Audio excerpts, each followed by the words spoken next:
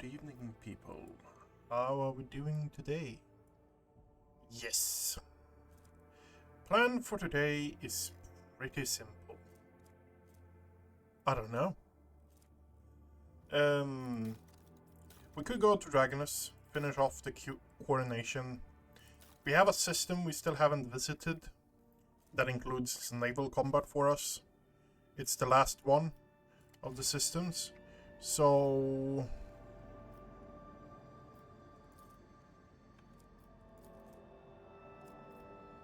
that's not explored. You know what? Yeah, we're heading over here. Lord Captain. Okay. My presence is required for something. Okay. Yeah. Anyway, good evening, everyone. We're back with this, and today's plan is pretty much just finish up Act 2. Or finish off the things that we haven't really done right now, and then we might be moving into the next act. Yeah. The thing is, we might actually have a grinding session today or tomorrow.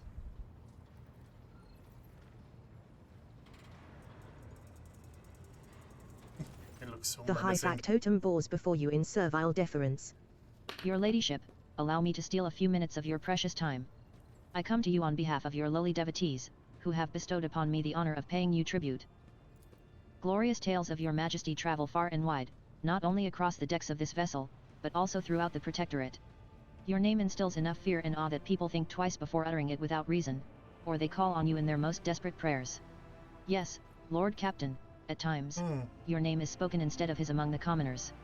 Of course, there are also those who have long since honored you as a messenger of the true gods. Followers of your cult have created a relic for you, an altar that was just recently delivered to the ship. I felt compelled to ensure that no one interrupted your work, and had it placed in a secret room within your chambers. Does your ladyship wish to see it?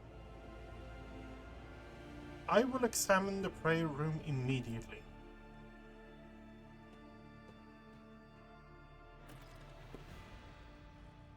Oh my god. Really now?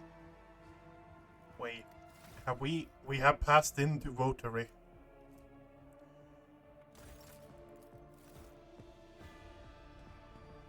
The heavy altar looks ancient and out of place in your chambers. Faint whispers surround you as you approach. Place both sword shards up on the altar. Just as you place both of the shards on the altar, an irresistible force pulls your hands toward them. Blood bursts forth from your palms onto the iridescent metal, and then the shards begin to dissolve, melting like snow in the sunlight. Okay. After several agonizing moments, the blood inexplicably reverses its flow and pours back into your veins through the jagged wounds. A blinding fever consumes you. Your forehead beads with sweat, your hands tremble, and your breath grows uneven. Something alien comes to life in your mind, and you sense it turning its dualistic attention to you. Bog, the first dawn, is woven into the tapestry of your fate. Hike, the second dawn, has entered the halls prepared for the coming of the edge of daybreak. The champion's name is praised by mortals as that of a rising god. The ordination is complete, the vessel is blessed and ready to accept the weaver's will. Who are you?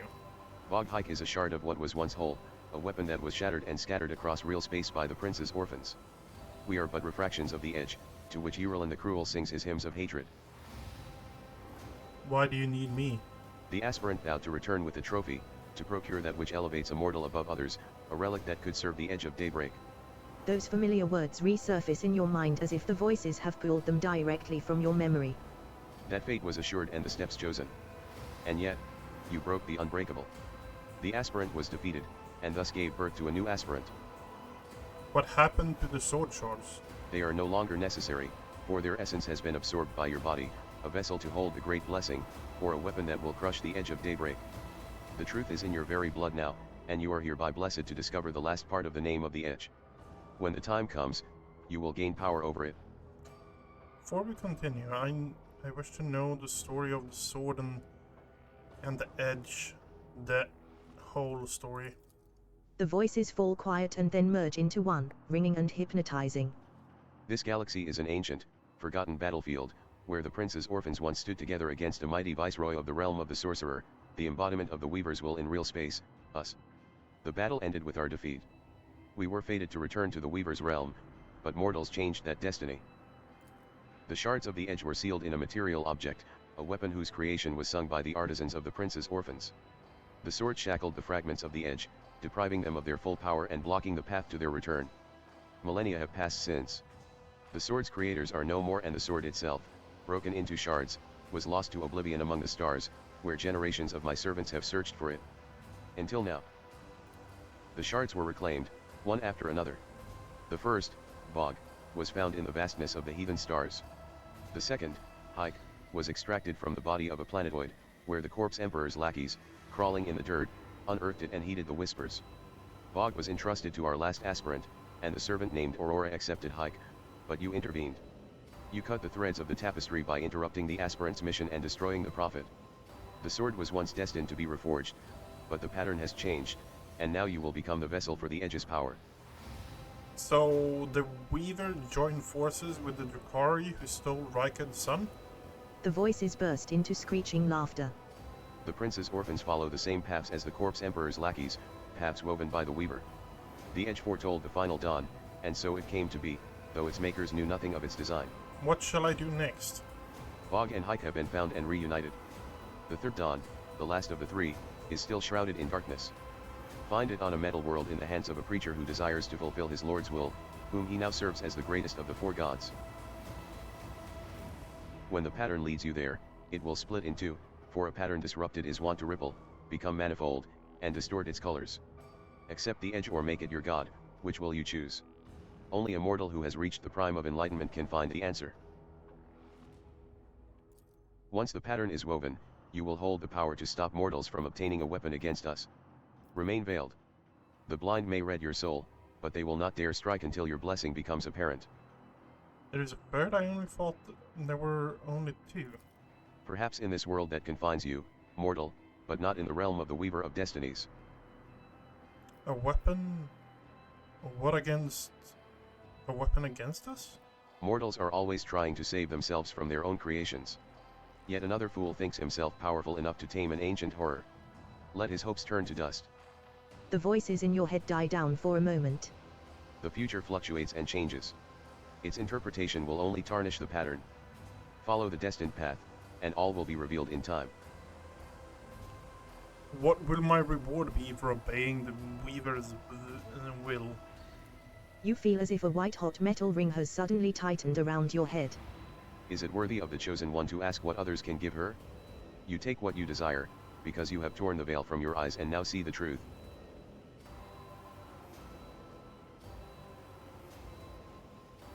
I've changed my mind. I will not serve the Weaver. The voices burst into nauseating laughter. It is too late for you to hide behind a tattered curtain of lies. Fulfill your destiny. Find the third dawn. Complete the pattern. You slowly start regaining clarity of mind. There is no trace of the wounds on your palms. The shards, however, have disappeared as well, which makes you wonder if they ever existed at all.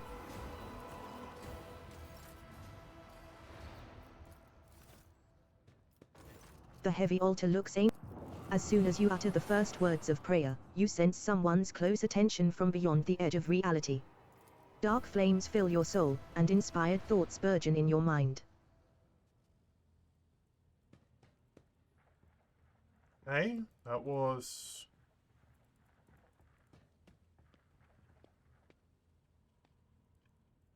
Oh, so it's actually... you can actually see the corruption. Oh, shit.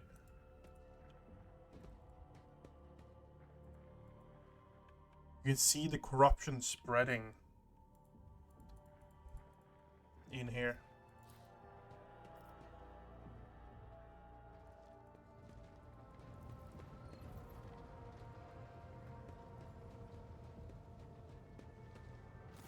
Greetings.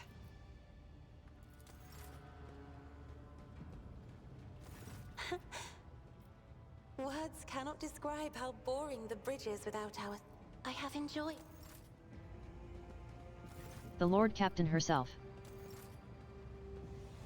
Hey, Hendrix wanna talk. Lord Captain. The Master at Arms snaps to attention, ready to carry out your order. Proud to serve the dynasty. Okay. Are you hiding from me behind those thick bars, Monday Key? Don't be afraid, open the cage, I promise to kill you last. The Druckery's eyes bore into you contemptuously through the bars. Victims bearing fresh wounds shiver in the corners behind him, food for the Xenos. Corrupted servants, really now. That's a perfect chapel.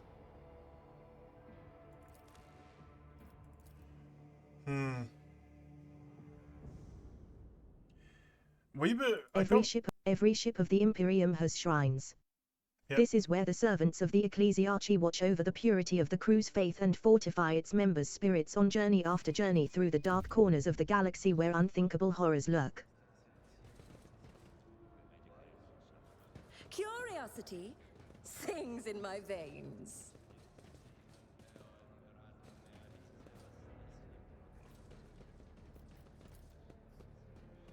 The skeleton inside the sarcophagus is holding a spherical object gleaming with gold. Emperor's mercy. This confession is blasphemy, terrible blasphemy. Who is this heretic lurking aboard? And how do I cleanse my soul of what I've heard? It burns. It burns my mind. The machine in the shrine confessional emits a low hum as it processes the congregants' vox recordings. The man raises his head, and you see a face covered in scars that form a holy aquila. A rustling voice speaks. I am here to serve, Domin Octavia the Fire Axe. Are you the new ship confessor? He nods slowly. They call me Confessor Tersidius. I have left the cloister of the blood-spun web and now reside here. I teach the tenets of the web to the laity. How are you enjoying your new position? I used to mentor the web's disciples. Now I mentor lay people. It is different, more unsettling, but it is a beautiful dance still. How would the spiritual life on the vessel change? The flock is afraid. I will help them to see the undying emperor. Those who behold him are no longer afraid. They will recognize him in self-denial and servitude, and they will expel weakness through sacraments of pain. Through purifying ascesis and sacrificial bloodletting, they will be saved and renewed as his servants who are without doubt. His servants, and yours, Domin Octavia the Fire Axe. I am at your service. They will see. Oh yes, they all will see. That's a perfect chapel. Yep. Was it something more here we were going to do? I don't know, honestly. I don't know. I do not know.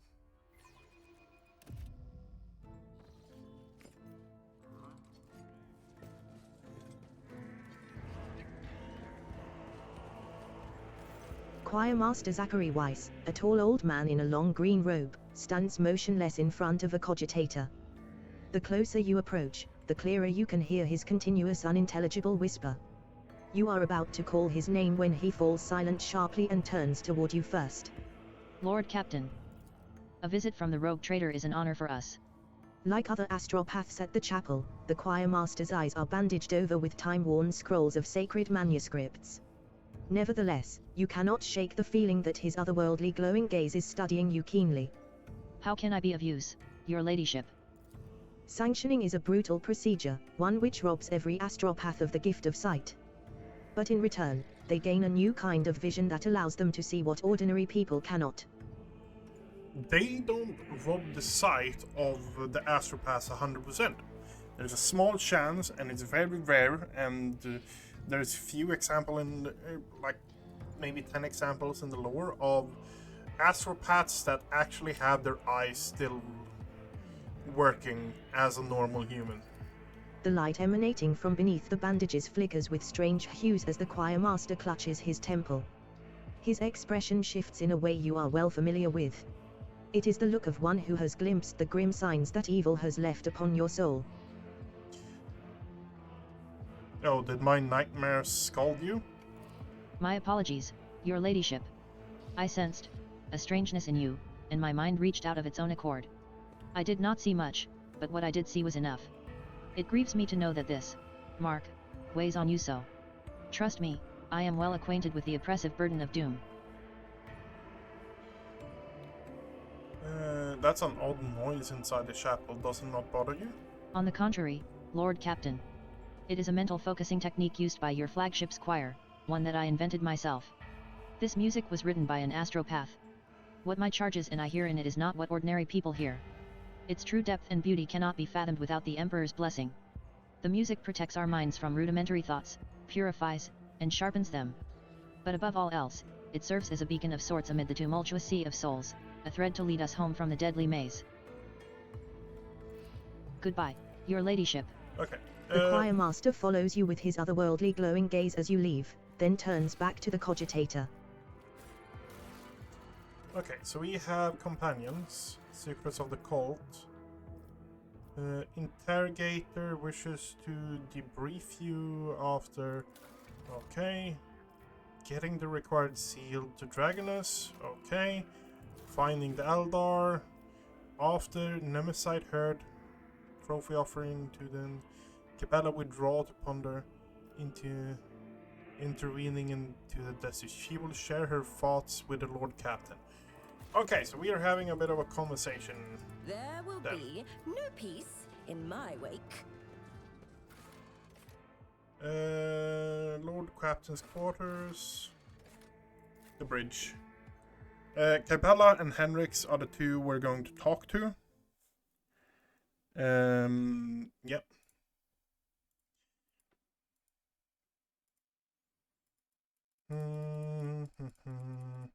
I'm walking a fine line currently because I'm really heretical, but I'm keeping like I didn't take the demon engine on board because yeah, that is probably a really stupid idea. So yeah, where do we have Cabela? Voxmaster. Cabela is all the way over here.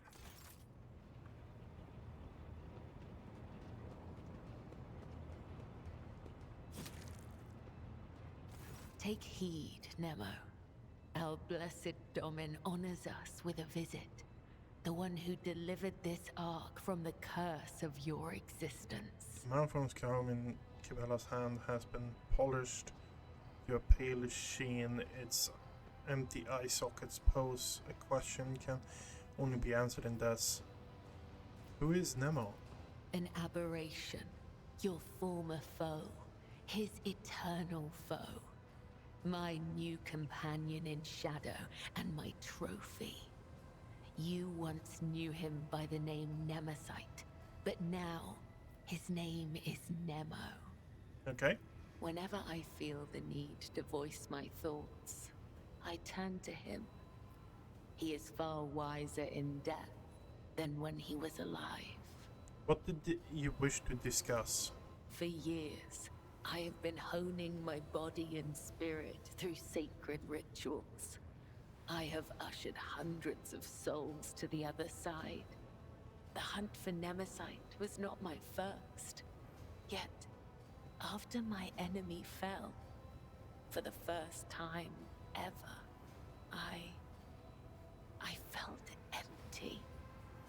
And that emptiness only grew heavier under the weight of the question that formed in my mind during that hunt. Quick. That's working. Double checking the stream is actually up and going. Okay, yeah, good. I prayed. I longed for his guidance to put my mind at rest. But in my self-pity, I showed weakness in the eyes of the Undying One. And so, my only answer was silence. I must therefore ask you this agonizing question, Domin. Tell me, what is the purpose of the blood-spun web? Does this have anything to do with our conversation earlier about you resembling Nemesite? You are the scourge of renegades. You deliver his deliver his vengeance. You serve the undying empire, yet you also serve his faithful. You are his givers of peace. You are my servant, my weapon. You serve my dynasty. You are in a sect of the deadliest, most terrifying zealots on this ship. Honestly, you serve the undying empire, yet you serve his faithful. You also are his peacekeepers. Yeah. Then that makes me a driver of the ignorant. One who guides people into following an idea they may never hope to comprehend. All my life, I have walked the road that was prescribed for me. I did as I was told. I searched for the truth in other people's words, then repeated them in my own voice. And I never once questioned my destiny. Until you came along, Nemo. The way Kibela drags her metal claws across the skull in her hand seems almost affectionate. I might just as easily have met Nemesight's fate and he mine. All it would have taken is a different pattern of threads. The only distinction lies in our ideas. Thank you for this conversation, Domin. It has satiated the void that gnaws at my soul, if only for a time. As for how to seal this chasm for good, that I have yet to find out. May the tenets of the web guide me to the truth. Okay. What is the benefit for this, though? Abyssal boon. Okay, so that's the thing I have.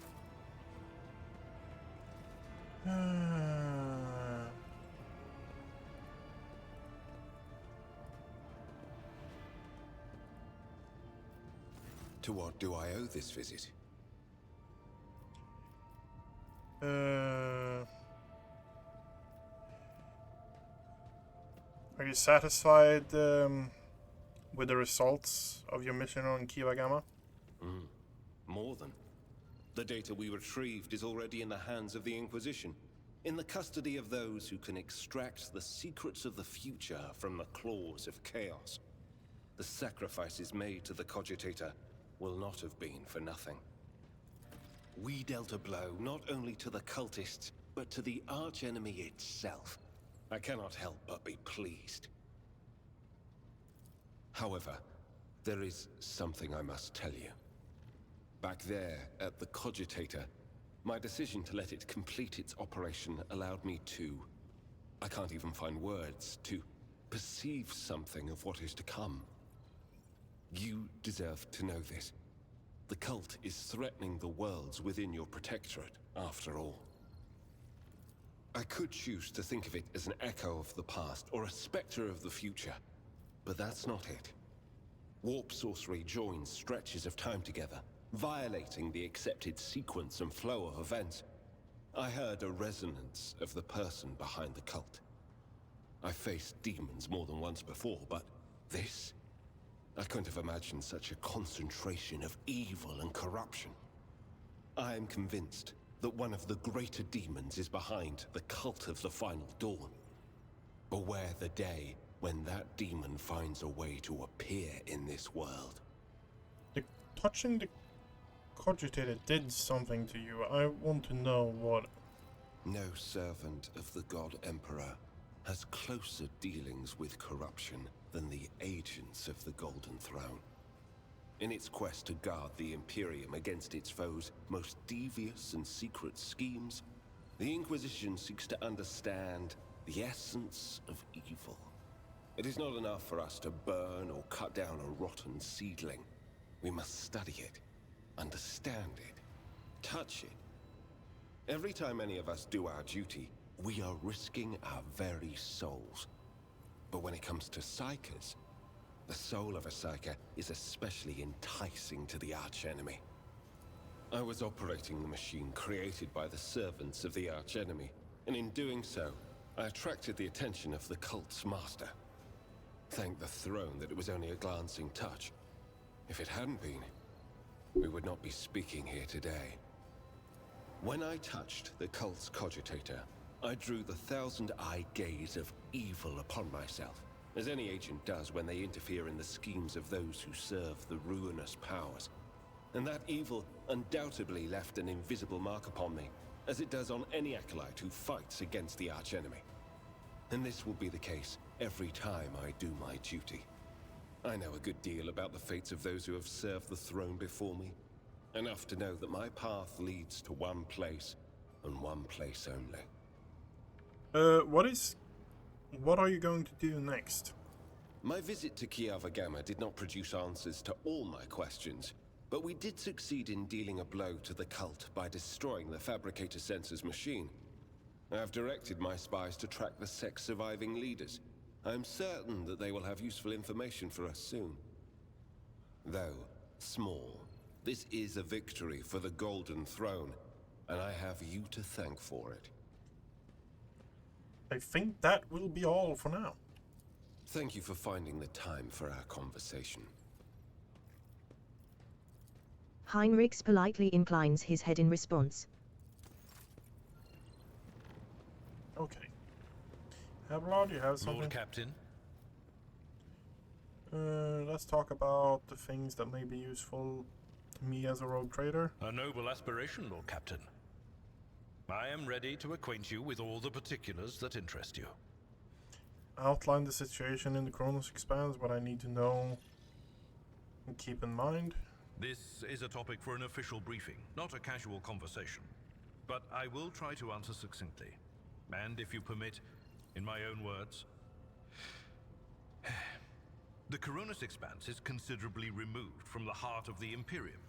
This means that local warp routes become useless within months. Established pathways are regularly subject to attacks from all kinds of rabble. And in the only major port, the Imperium's frigates find themselves moored alongside pirate vessels. Until recently, the Coronis Expanse could hardly have been called a region of the Imperium. The situation has changed with the arrival of the Lord Inquisitor, but not by much. This place operates under its own rules, you see. More radical, so to speak. But ones that allow for a non-standard approach where there is a promise of victory. The Coronis Expanse is considered rogue trader territory for a reason. Only rogue traders have sufficient military might, audacity, and the rights granted them by the warrant to survive the leap into the unexplored part of the Expanse, and in the event of a successful outcome, to hold on to whatever they manage to capture on the frontier. That's all As for you now. wish, Lord Captain. Okay. Then we're going to continue traveling, because we don't really have any more quests, so to say. Companion quests, Dragoness, every vassal world treasure source, contents of the data banks on Dragoness and Kiva Gamma. It's been encrypted. Bridge coordinate mail once again can decrypt the information. Okay.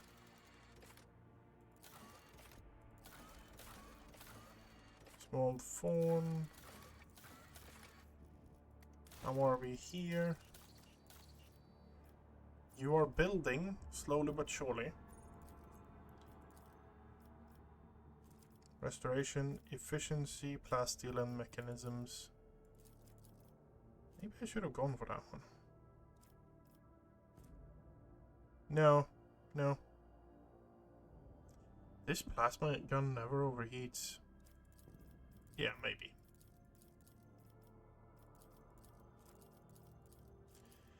Yeah, we can get a ton of reputation here. Giants. Florida. That's the only thing that's locked. Rest of the things are unlocked.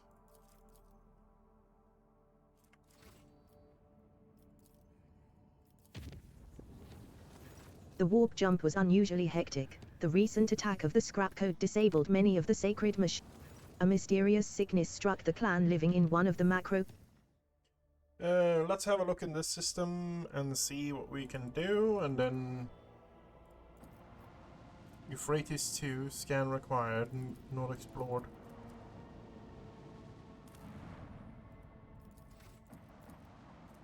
Already explored. This is the Forge World Euphrates. Okay.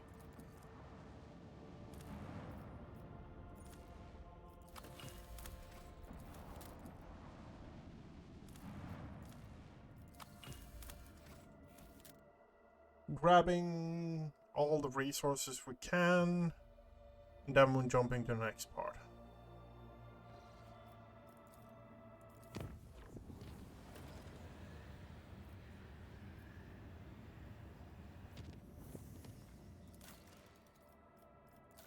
Lord Captain, the tech priests have made a sinister discovery on Kayava Gamma, a blasphemous machine built at the behest of the wicked cubist Delphim. This mechanism is capable of picking up the whispers of the warp. It seems to occasionally transmit a discordant binary melody into nowhere, but no encrypted data or other threats have been detected. It seems to be a functional side effect of sorts. Of course, the idea of using a machine instead of astropaths to contact the voices of the warp may seem tempting, but this machine is teeming with corruption. Its fuel tanks are satiated with the liquefied souls of your subjects. It has enough for now, but someday it will have to be refilled. How could Cubis construct such a powerful and monstrous machine? Defying the dictums of the Omnisar, the heretic had entered into a dangerous field of experimentation with the warp technology.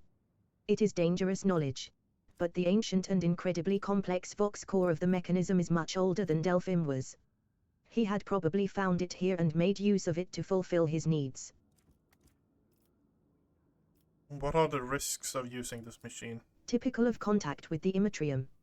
It intercepts information from the warp, which puts the minds and souls of the staff serving the machine in jeopardy. The warp is treacherous. However, the secret artisans to whom you have entrusted the task of dealing with the legacy of the wicked Delphim claim to be able to use this device to your advantage and without any risks. What does my retinue think about this? On behalf of the Inquisition, I hereby declare a ban on any contact with this device. It must be removed and given to our acolytes. Normally that would be all, but I will explain further, out of respect for you. The Inquisition can reap benefits from this heretical machine. Our trained acolytes are able to carry a vigil near it, carefully listening to the dark whispers of the spirits of the Immatrium without succumbing to their corruption. We could discover their plans and warn the rogue trader whenever any threat would loom over her domain. The daemons wanted us to hear their vile speeches. Let them hear our righteous cry. Octavia the Fire Axe, let me summon the most zealous preachers who would dedicate their lives and zeal to reading a litany of fury and rage to this machine. Let the inhabitants of the warp hear us and fear us. This blasphemous creation has to be anathematized and deconstructed. In the name of total knowledge acquisition, the principles of its work must be inspected beforehand in great secrecy. Requesting the right to investigate the heretical device before disposing of it.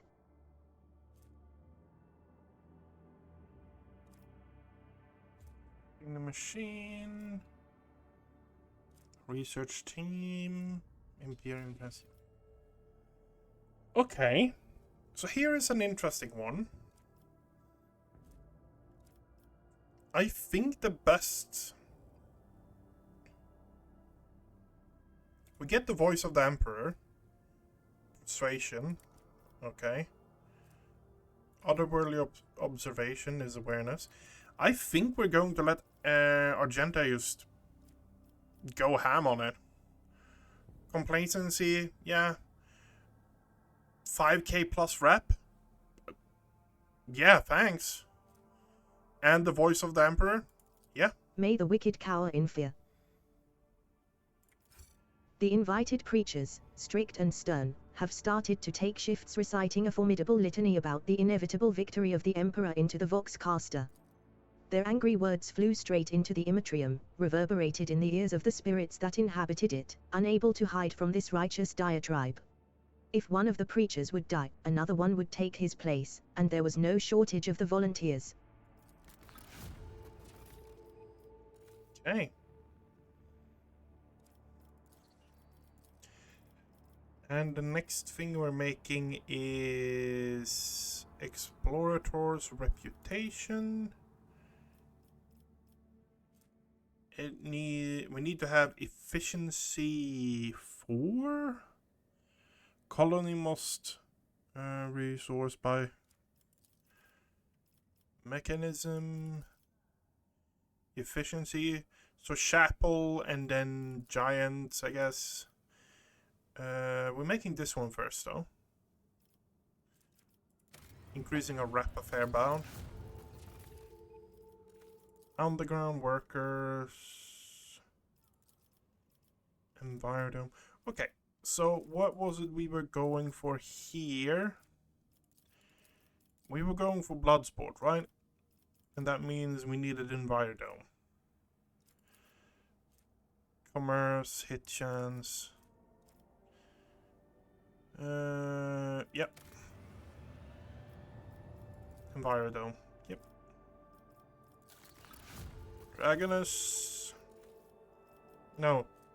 Yeah, it was Dragonus. Okay. We are blocked by Sordida. Okay. Diligence, complacency. Okay, this one is finished up. What do we have here? We want Dark Sages, but that we need this one. So we need more rep, so that's why we haven't built this one. The Wear of Reckoning is increased by 1 against Demon. It's not bad, but we're not playing a dogmatic Psyker.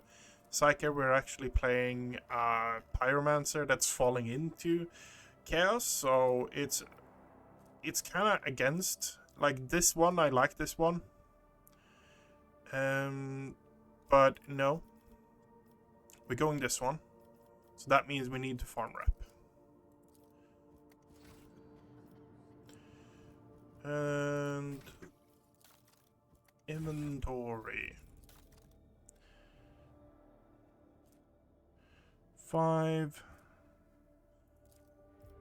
Add to cargo. Add to cargo. Add to cargo. That's a fair bit of reputation we got there. And yeah. All of these here are Mechanicus creations. So, yeah.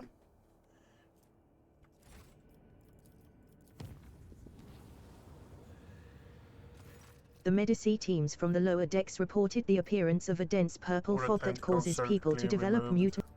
The Medici teams zealously set to work and started processing the Voidsman in quick succession.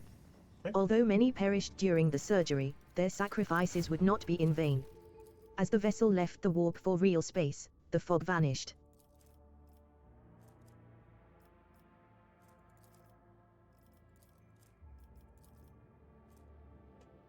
In ship encounters, the rogue trader's squad is supported by a friendly combat servitor.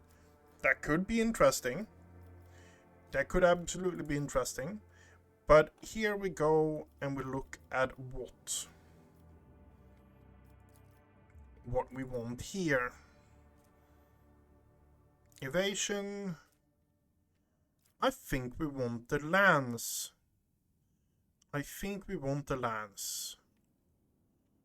The lance here. Tech use, plus 10 tech use. Plus 10 tech use is not bad.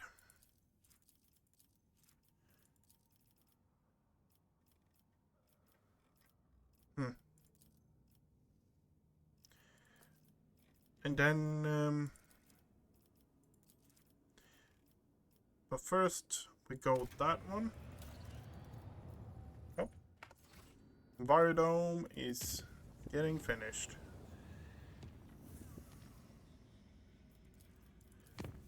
You're just jumping straight over there.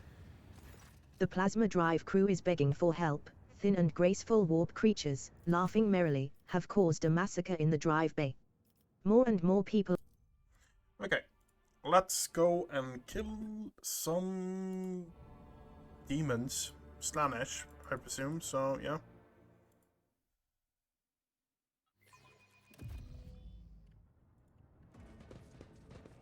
Oh, what lies beyond? Ready for data input. Ah, what a glorious storm this battle will be! Brace yourself.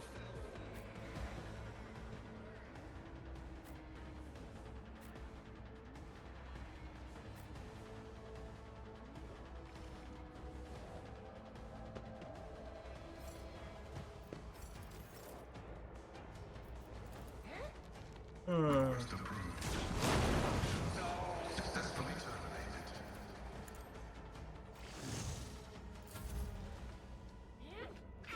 Reading damage to Volk. Embrace excess! I'll do what it takes.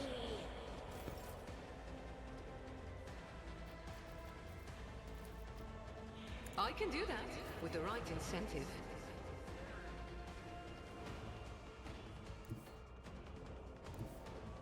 God Emperor, move through me! Be the fire in my heart! A moving target lives longer.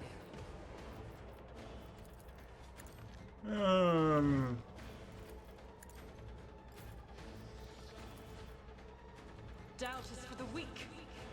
Cuts and cracks appear on your skin.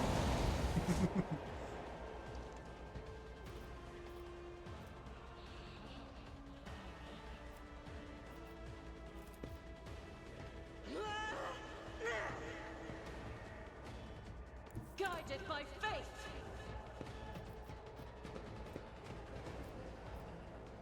As the Emperor commands, I act. Do I need anything else then?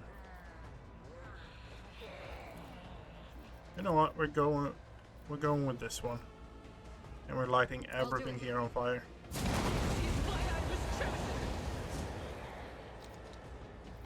As the Emperor commands, I act.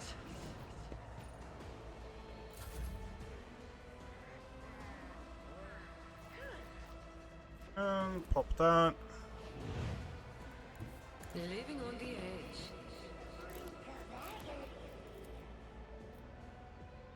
Am I getting paid for this?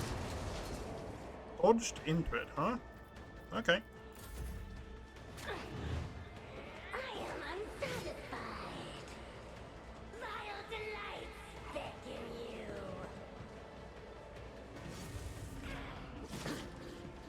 you. Throne take you. Well, Look out.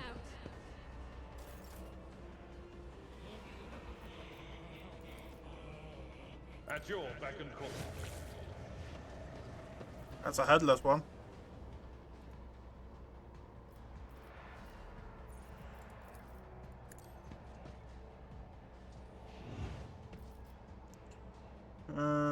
Okay. Emperor, protect me.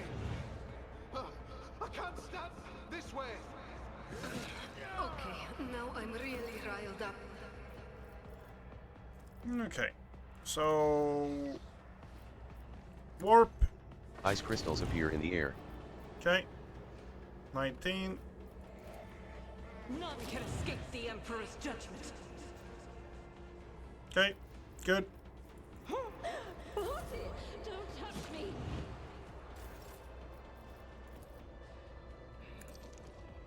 Strike is a prayer.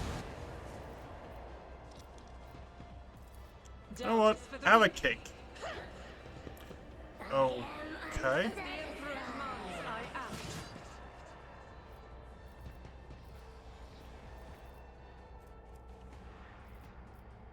I'll do it.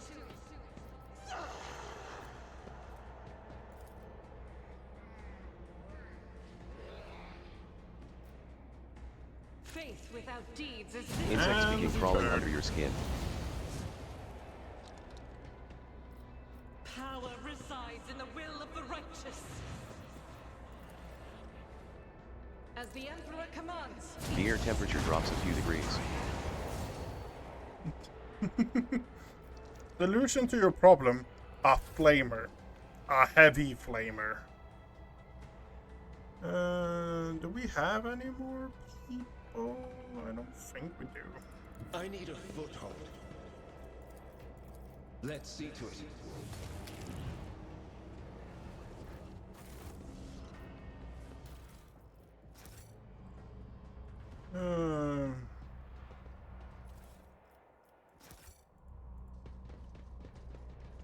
That's a lot of rabble, huh?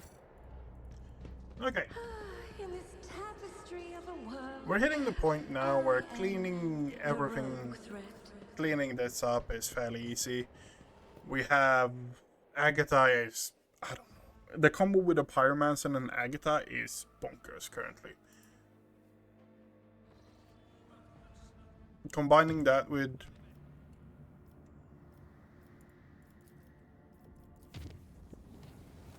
During the warp voyage, the middle decks reported strange gatherings that were attracting dozens of officers. An investigation quickly bore fruit. One of the acolytes from the Order, the mysterious disappearance of the Prophet, and more frequent inspections of decks and living quarters quickly put an end to the growing popularity of the sect. After a few days, the people who visited the gatherings preferred to simply put the episode behind them.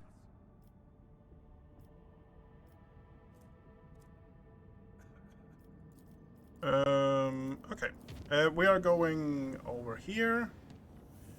And we're going over here.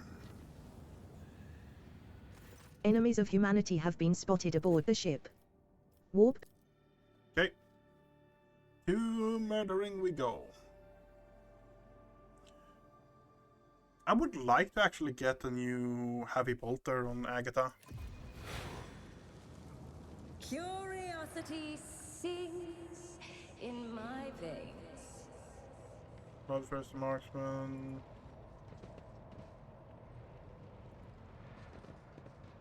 What advice do you seek?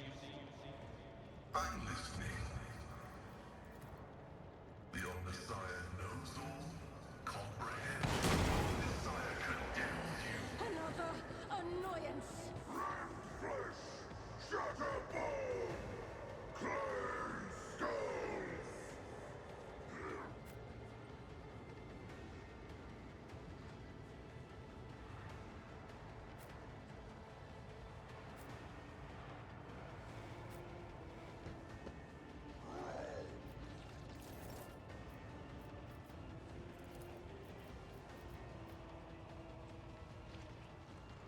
I would have hit a fair amount of people.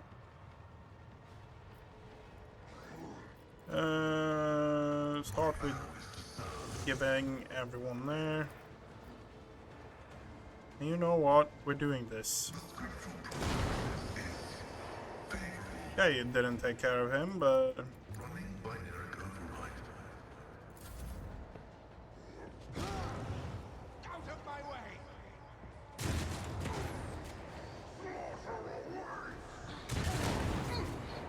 Vengeance will be swift.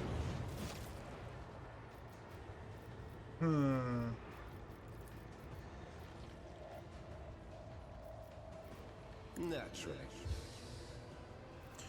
Okay. Power. Psychic. Deflection and armor. Let's see to it.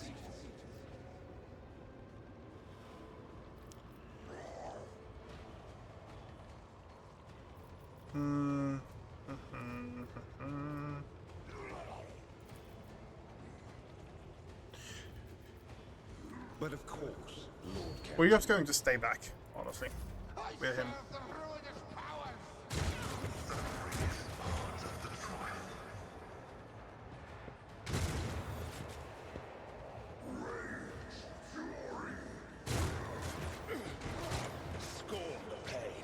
They have killed more of their own than our people. Okay.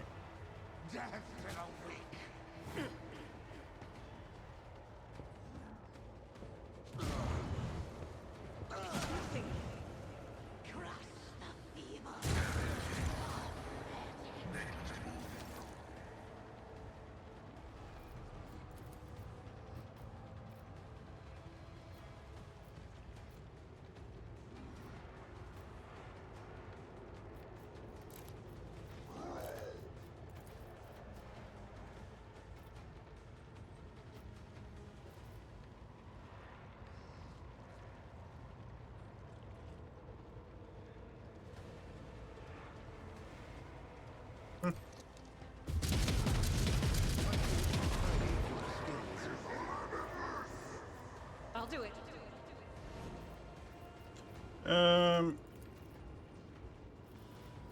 I am playing it very careful right now for one simple reason, and that simple reason is we have enemy producing a lot of flames. Doubt is for the weak. So I don't really want to overextend this. Okay, one down.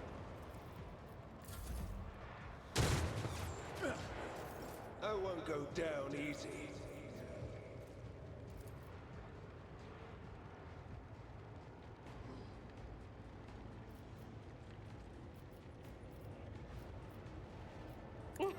Oh, thanks! Flames! Another one. You know what? Genius at work. 8, 10.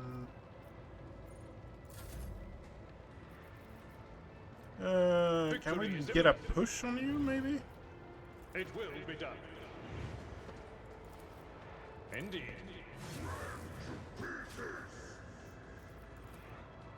I will do like you. And you dodged it.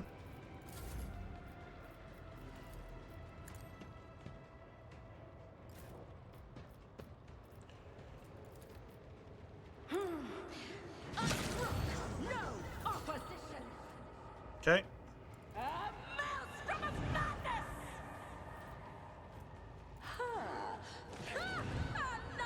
Now heals us. Great.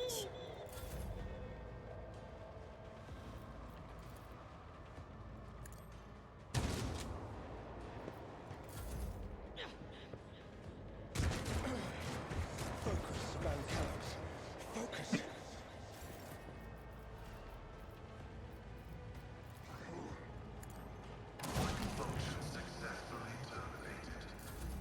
Ice crystals appear in the air.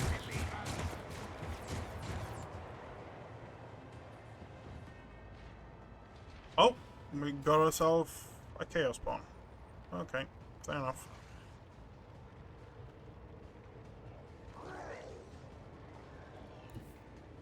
I'll put my psychic abilities to use.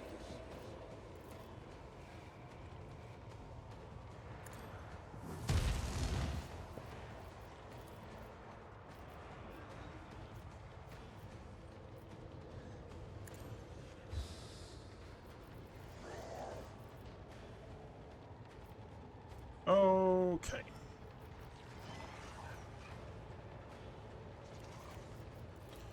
Let's see to it. You now heal 27 per round. I Yeah. won't object to it. I won't go down easy.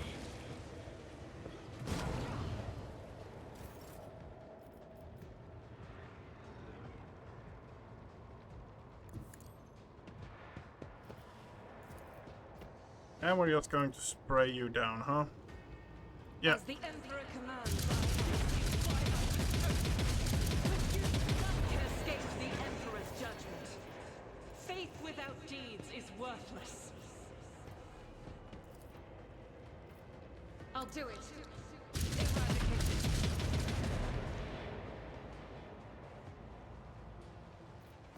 In thy light I stand, and thy light I crave.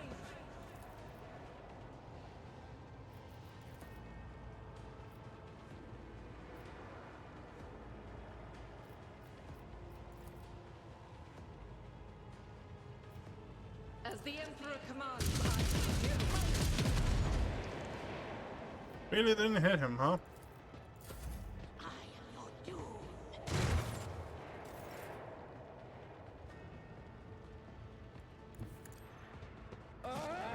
Pain soothes my soul. That one's the furthest back, yeah. Schemes. Let's see. Insects begin crawling under your skin.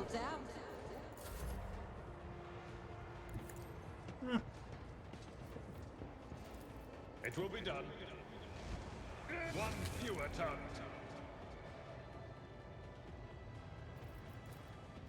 Yeah. We have one over there. I'd like to, but I can't. I know what I'm doing, usually. Oh, is that my blood?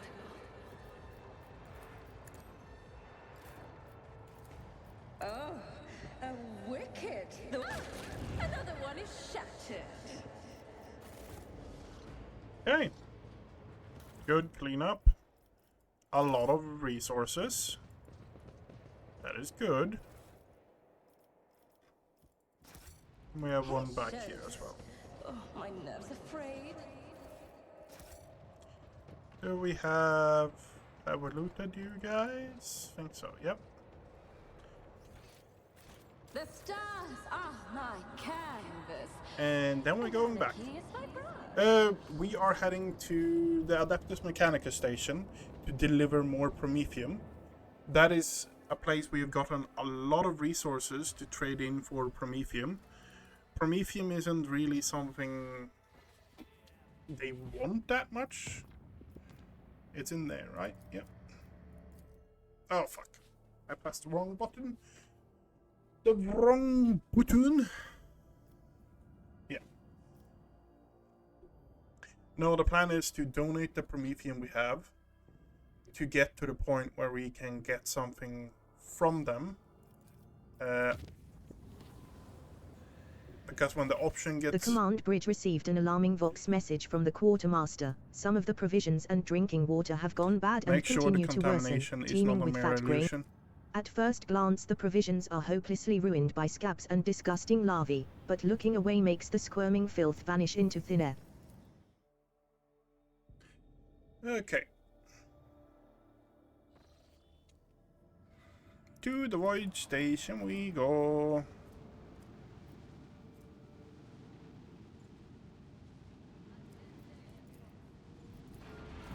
When the rogue the station thanks the rogue trader for her cooperation and presents her with several containers of unused reserves as a token of its gratitude.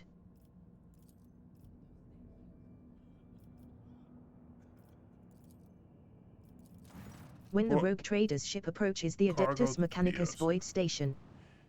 Okay, so we need to have cargo torpedoes to destroy it? Nah.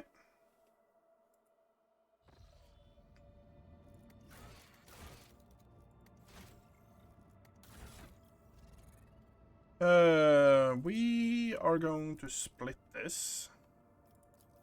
Half goes to cargo. Haywire grenades.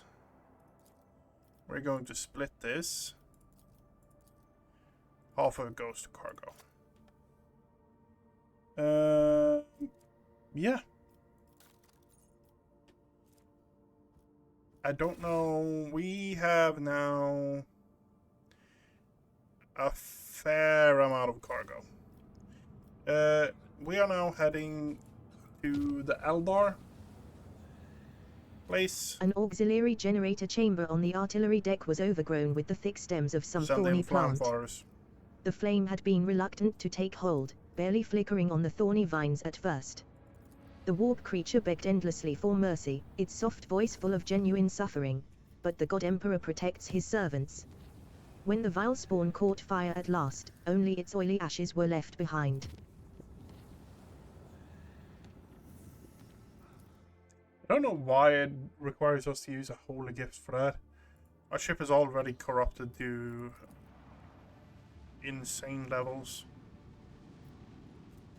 Lord Cap'n, there is evidence of a recent scuffle straight ahead of us. Throne take me, this is not a frigate, this is just a gutted piece of metal. The helmsman falls silent for a moment. Blimey, the culprits are here too, it is the Aldrai freaks. I recognize their shiny asses even from this distance. Except, the Xenos are acting suspiciously, they are hovering in place and not even trying to run. Should we approach or open fire from a distance? Call off your people, Elantach.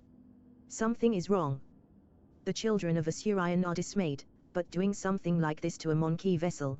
No, we are not animals. I appeal to your prudence and the promise you made, do not destroy my kin for the deeds they did not commit. Lord Captain, we have received a report from the Augur crew. The situation is unusual. The Xenos ship displays no biological or energetical signatures, even though it appears to be intact. According to the scanners, there is nobody on board. However, survivors are believed to be hiding in one of the compartments of the damaged vessel of the Imperium. We have also spotted some drifting plating remains that belong to a third, unidentified vessel. Have acolytes of the machine spirit, machine cult identified the remains of the third vessel? The Vox Master relays the order to the tech priests and promptly receives a reply. Lord Captain, I am reporting that the hull fragments belong to the Drukhari Xenos race, but the presence of their ships in the system at this time has not been confirmed. Send the shuttle with scouts to investigate the Xeno ship. After several hours of tedious waiting, Vigdis gets back on air. Lord Captain, the scouts confirm our earlier report. The Xenos ship is intact. Many valuable artifacts have been found inside, but neither the Aldrai nor their bodies were discovered. We are late again, Ellen Tatch. Juliet's voice sounds faint and almost listless. Dispatch a rescue team if there are survivors at the frigate. It will be done. Lord Captain, the scouts managed to rescue several emaciated officers from the wrecked ship.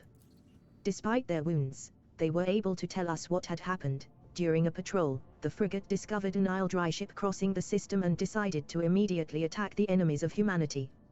The Xenos vessel proved too fast and skittish, but at one point its engines failed, giving the frigate a chance to attack. When the guns were aimed, several Drukhari ships suddenly pounced from the darkness. At first they attacked from a distance, but soon boarded the frigate and wreaked a bloody massacre on the decks. It is only by sheer miracle that the surviving officers managed to escape, locking themselves up in a hidden technical compartment the Xenos had no use for.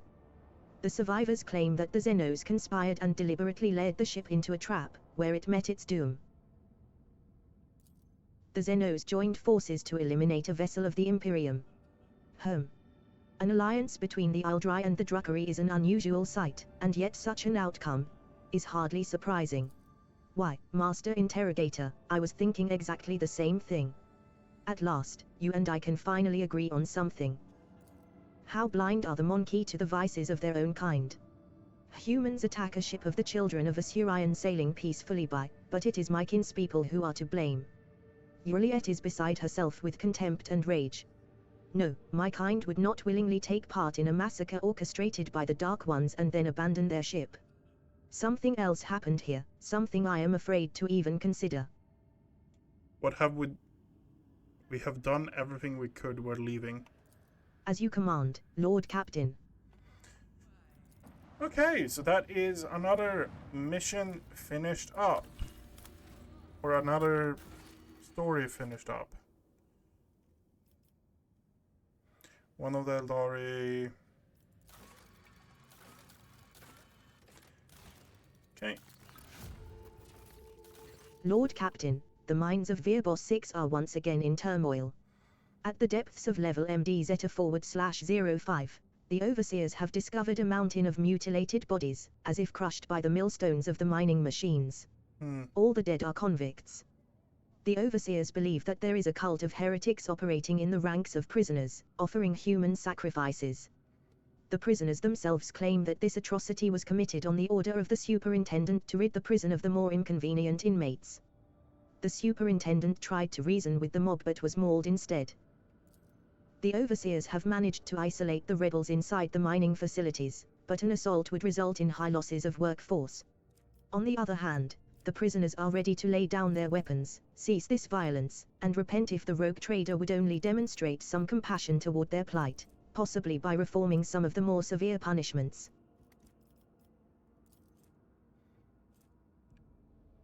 Rogue trader gains 2+ revolve. Everyone knows the nobility of the rogue trader spirit.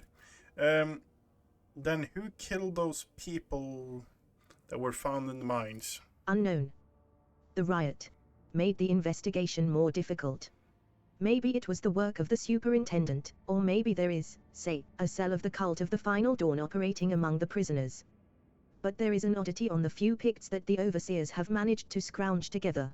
If one were to use their imagination, they could see a certain pattern in the scattered bodies. one that is remotely similar to the one these difficult prisoners had been drawing. I would also like to note that level MD Zeta /05 is part of the same tunnel system as the mysterious tunnel we discovered earlier, not marked on the maps. What do you think, my officers and advisors? Shireen, if the governor and a pack of overseers cannot handle their duties, should they not take the place of their wards? And could there not be worthy administrators among those who oppose them, those who could do better? A mob of commoners has mauled a noble man who had been attempting to reason with them. How awful. Perhaps the underground madness has spread among them and assumed a new form, turning them into monsters in the process. It would be cruel to kill them if this is the case. It is much more humane to dissect their brains in order to well-meaningly reduce their ferocity and inclination toward disobedience. It had once been done by my house when the serfs had rebelled in their ignorance, a rather merciful step. I do not care about the overseers, the convicts, or their problems. I care about the dead bodies. Who left them? That is the important question. If the bodies are not destroyed yet, then we can conduct a divination. The ritual is not very appetizing, but a psyker, not on the squeamish side, could learn more about their death. The traces of death are like an open book to a disciple of the web. A skilled spinner can go to the mines and reveal what brought death to the convicts. Allies gain Lore Xenos divided by 15 dodge. Okay, Keen Mind is dodge reduction. Exterminate all the bastards daring and rebel against me. Hit chance. Critical hit chance.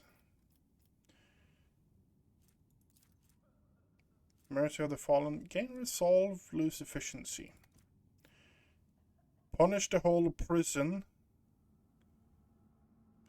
Punish the whole prison administration and send them to the mines and get a new administrator from the prison population. Complacency and efficiency. We're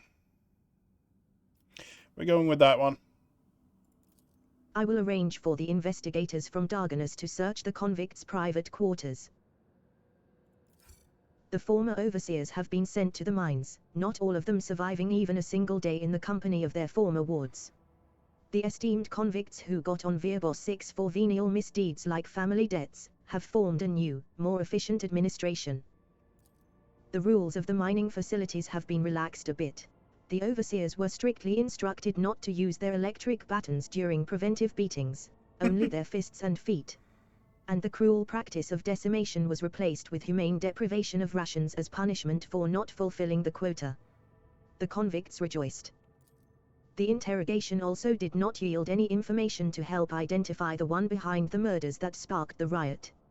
Level MD Zeta /05 has been sealed. Okay. Bloodsport. Bloodsport.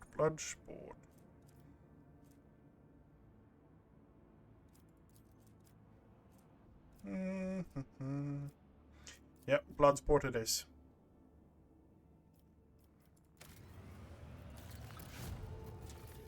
Okay, we got that. That means we can get a giant one. 10 extractiums.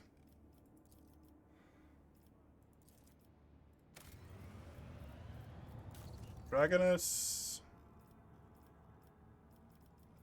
What?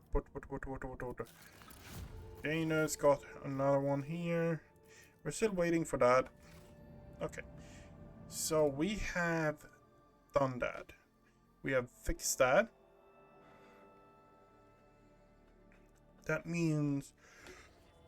Where are we? We're here.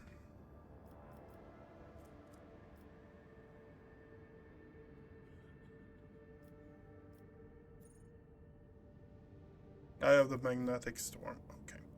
Okay. We are heading north. We are going here.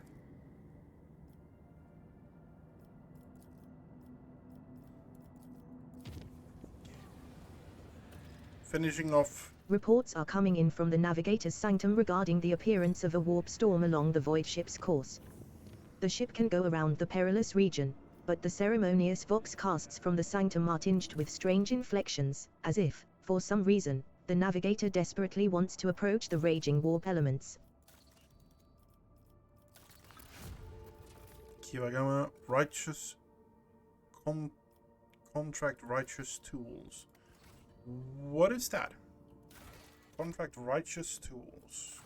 Righteous tools. Weapon...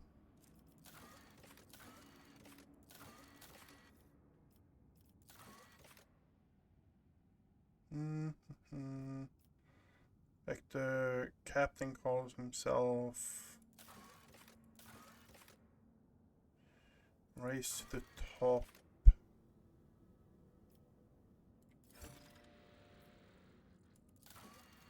Then we do this one.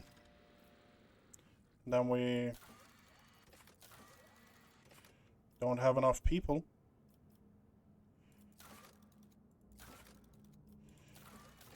Chapter 1. Choir Master has handed Lord Captain. Yeah, that's where we're going right now.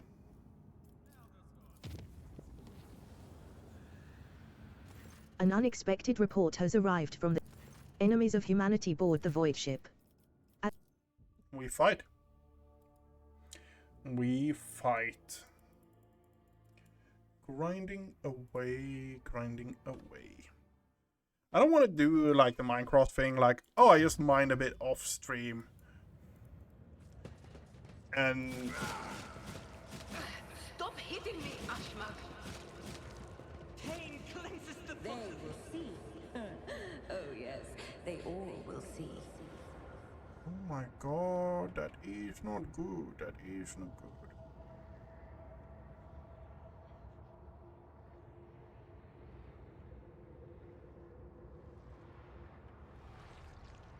Look no further.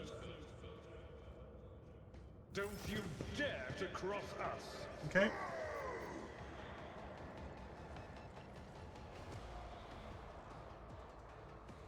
Okay, I have two there.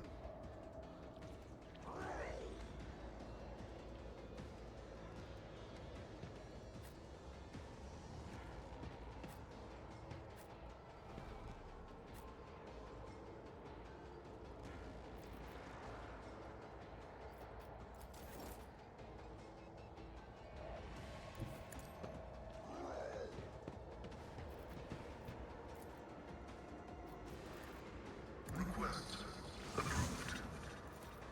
The Omnissiah knows all, comprehends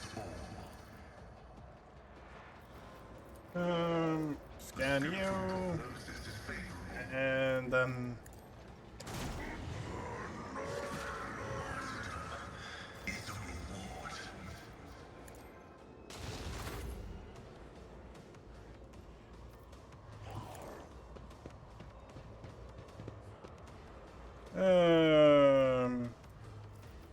normal spray first, I guess. Escape the Emperor's judgment.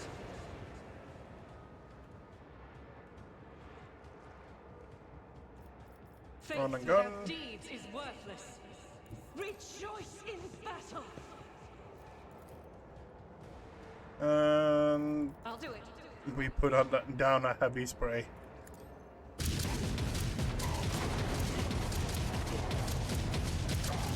is why I was chosen.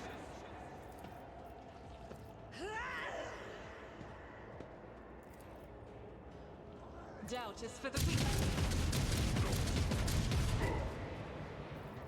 As the Emperor commands, I act. Hey.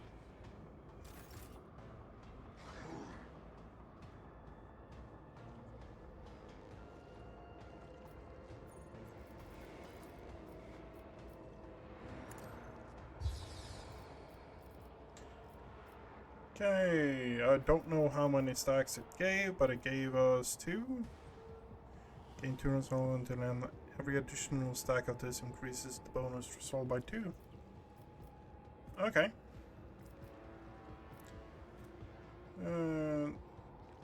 Until the next turn, all allies under the effect of Word of Empire increase their armor, increase their deflection by 1, minimum 1, and armor by 13%.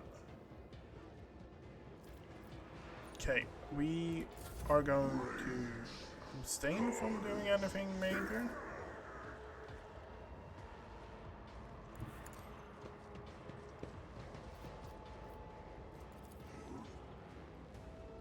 Victory is imminent. Indeed. It will be done. Keep them keen.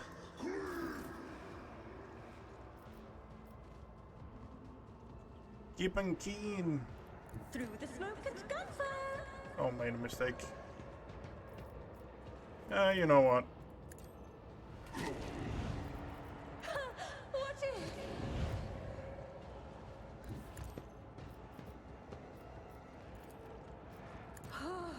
A wicked thought. This battlefield air is good for my lungs. And Tell yeah. me, and it is done. Let's see. I don't really care about. A wicked. It's come to the point where I don't really care about that to the same extent. Watch my back.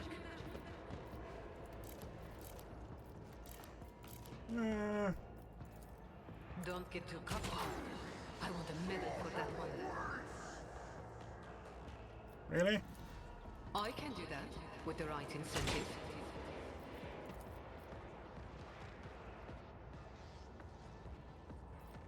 You've got a problem. I've got a prize.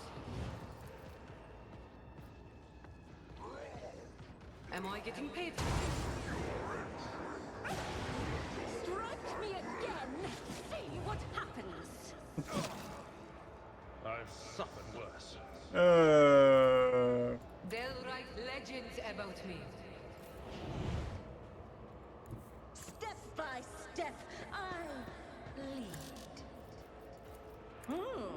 Let's see. Can't target those. Okay. A genius at work. Guess we're going to nuke you then. Discharges of the motive force fill the air. Let's see.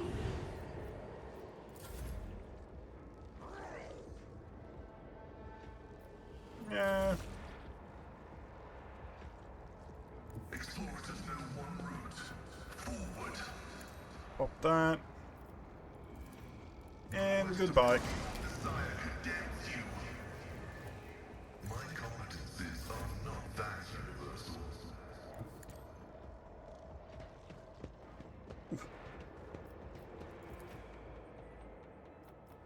I'll do it.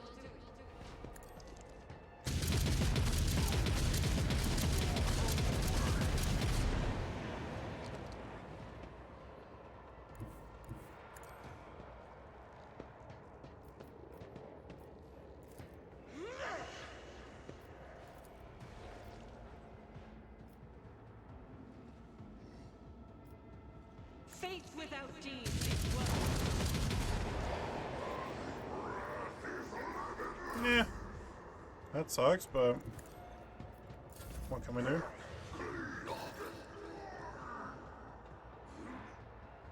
Tried and tested tactics are the best ones.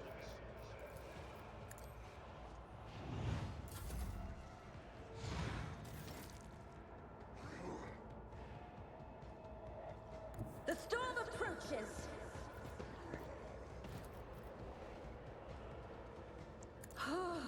Oh, what if?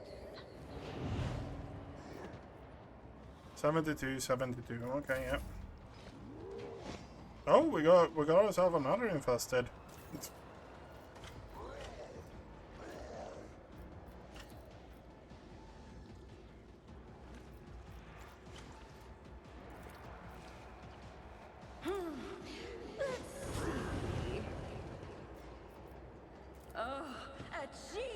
it were. Too bad I never leave that unpaid.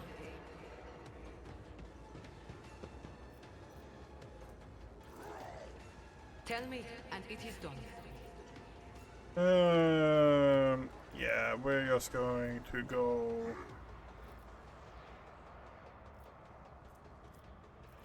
Just spray it down, I guess. I'll do it.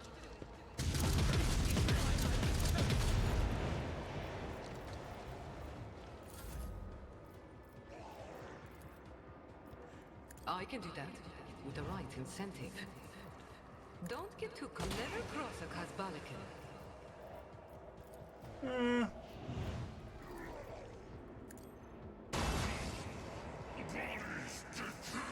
I can do that. Reading damage to bulk. Activate calculate fury algorithm. Scan you. And then throw an AoE in behind you.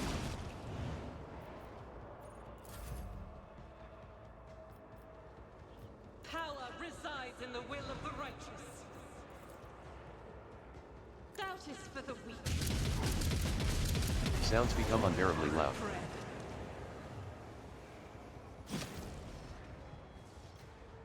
No, we leveled up.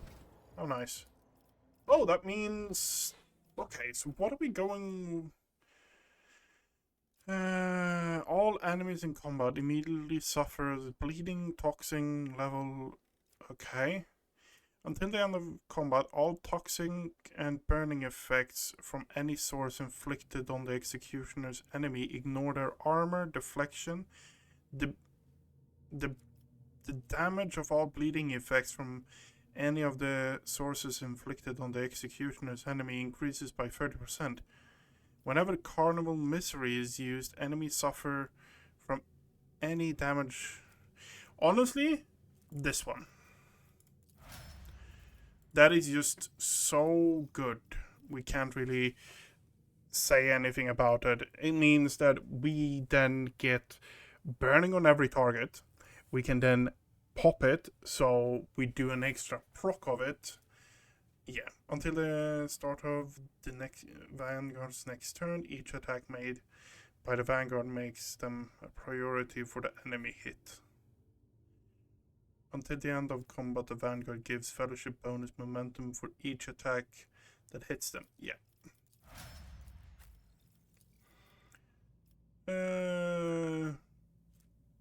The maximum number of action points Grant taken oil is increased to 5. Okay. The healing one for you this time. Jay, what do we have for you?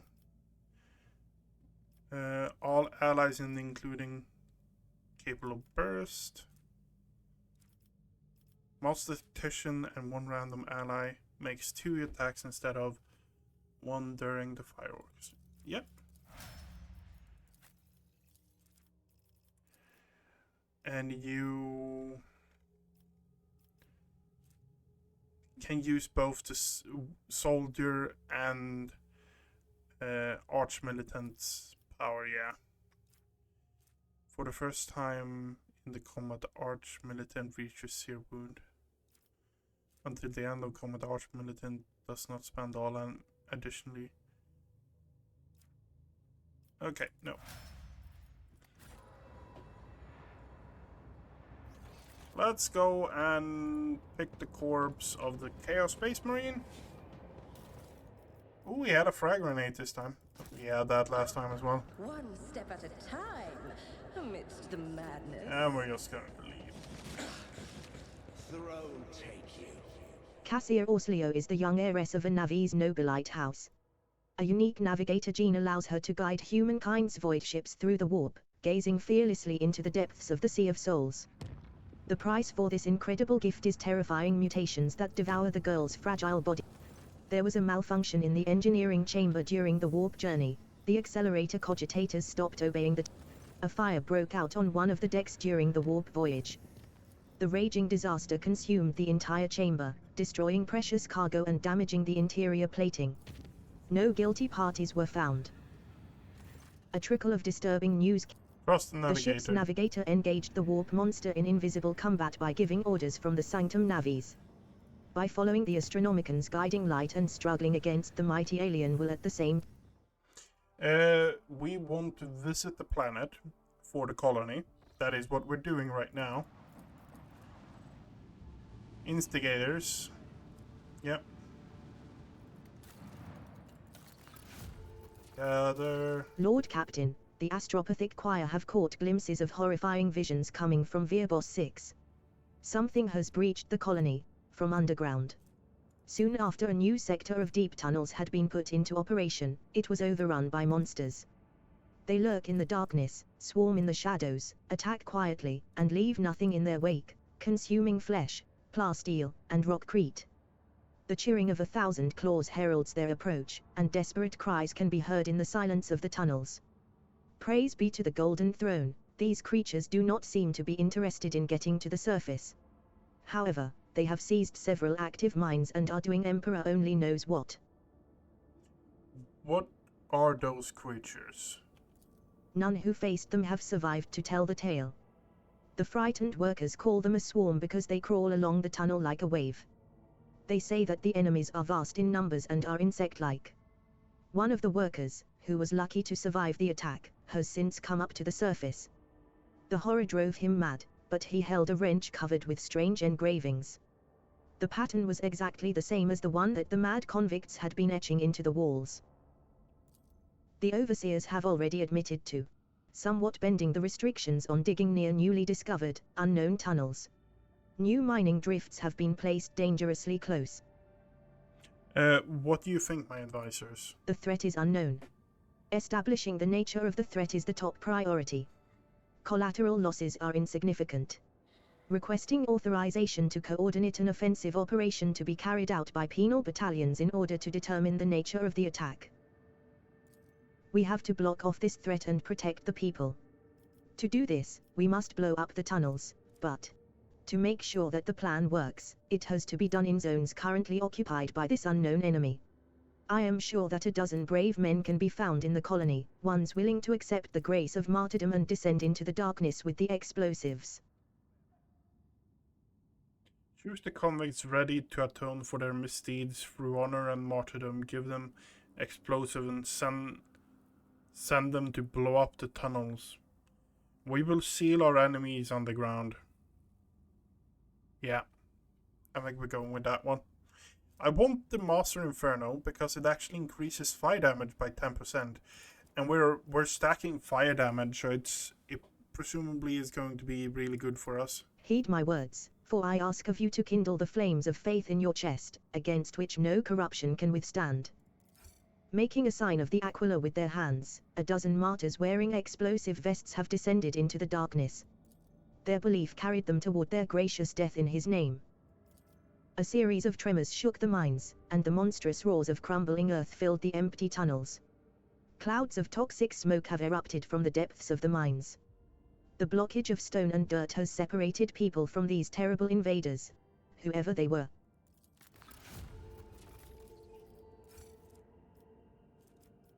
Wanting to roll cut and is required. Yeah, I'm 5 minutes out, pretty much. Fuck's sake.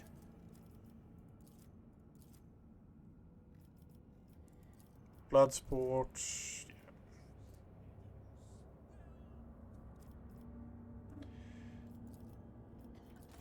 Preachers, in the service of House Corder, have arrived in the colony.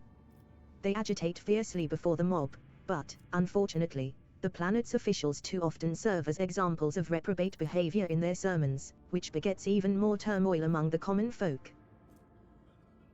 Send the rabble-rousers away on the pilgrimage. Yeah. Shrewdly using the preacher's words against them, the rogue trader's servants announced the start of a pilgrimage, ousting Corder's lackeys along with anyone who had been too eager to listen to them. The latter are now free to look for a new home. Okay, and underground workers.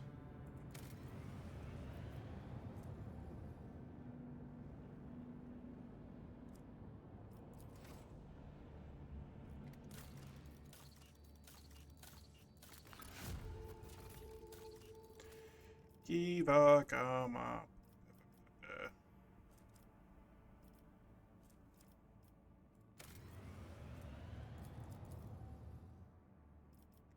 Okay, Via bus working. Dragonus.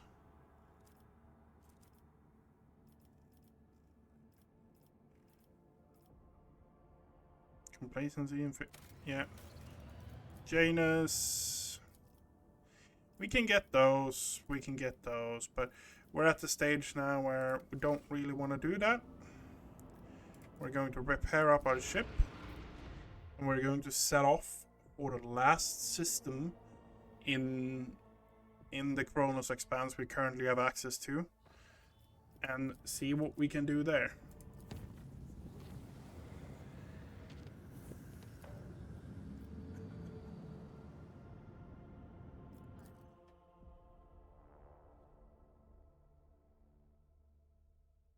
Lord Captain, Druckery ships are patrolling the system. The likelihood of slipping past their patrols unnoticed is close to 0.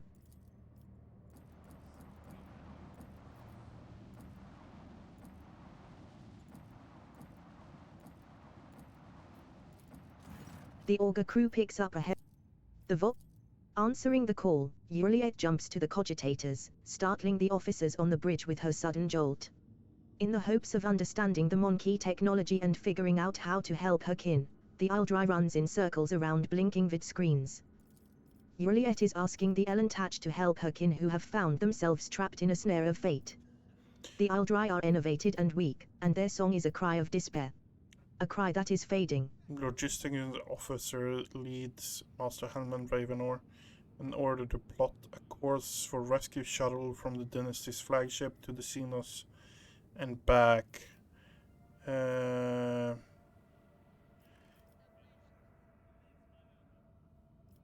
Orders her officers to establish communication between the Eldari vessel.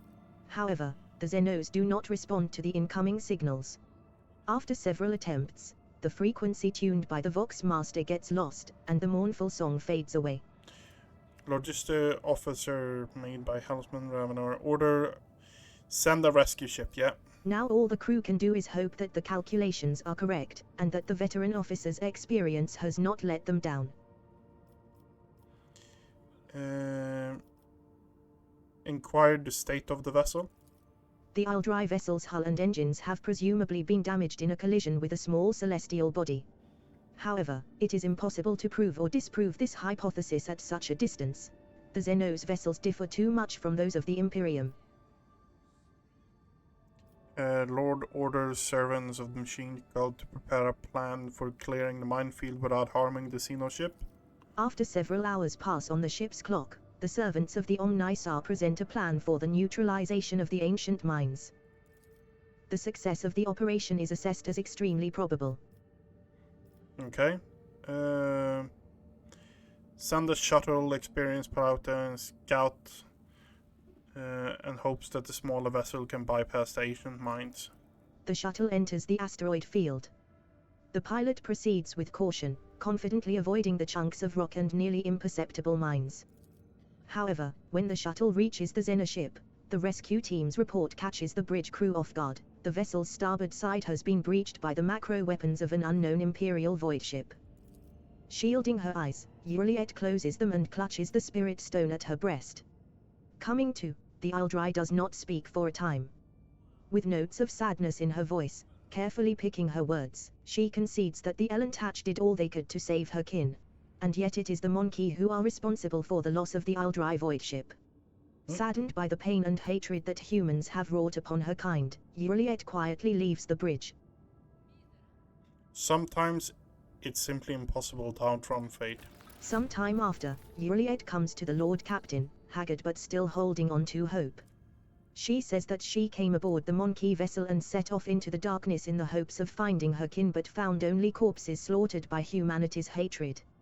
And though she and the Lord Captain were not always in agreement, the Elantach still tried to lend a helping hand. In gratitude, as she promised, she shares the coordinates of her kin's cache. Find Eldari cache. Okay, are we ready for this though? Okay. For a long-range shot dealing 26 damage, it's an upgrade to that. That's for sure. 45 torpedo 5 Melta that does 27 damage. Torpedo pattern 20. Yeah, that's more damage. We have here with plasma bomb salvos, laser. Let's go with that one and see how that goes. And allows ionic blast to be fired from plasma macro cannons. Broadside long run plasma.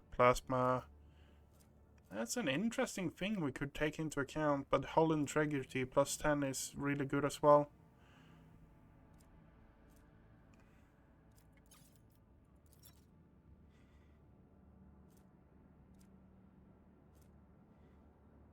Short burning plasma torpedoes. Okay. We are now going to 14 with lower acceleration, low braking speed. With strong acceleration, strong braking. Plasma along with the strong acceleration and low braking. And additionally grants free void movement points when ramming. Okay. We are going to do this. Save. And we are going in on it. Let's see if you fail to get past the enemy ship's Kibella is the finest assassin in the Bloodspun Web, a death cult dwelling in the bowels of the von Valancius flagship. From an early age, she was trained in the sacred art of assassination and the methods of stealing one's body and spirit that go along with it. It would seem that her soul has grown as cold as a blade that brings nothing but death. Or has it? Becoming the rogue trader's bodyguard introduced Kibella to the world of the upper decks, a world of new sensations and experiences. This cold-blooded killer finds herself pondering her destiny and purpose ever more often. Eventually, she will be forced to decide who she really is, a flawless instrument of death, or a person. Let us purge your enemies, rogue trader! Hey, blocked some of your flagship's posts using unknown. Truly regain these in several rounds.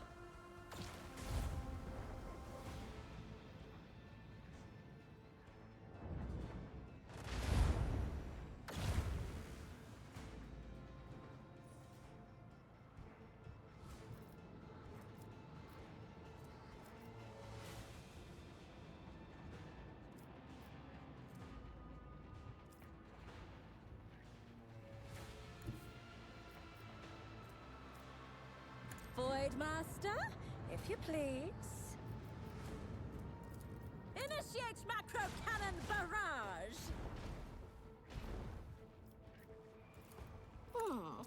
Let the macro cannons sing their twisted song.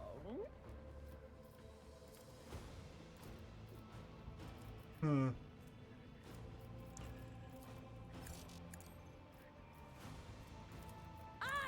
Come on. our fury! Yep, we did a bit more damage to it. Set course.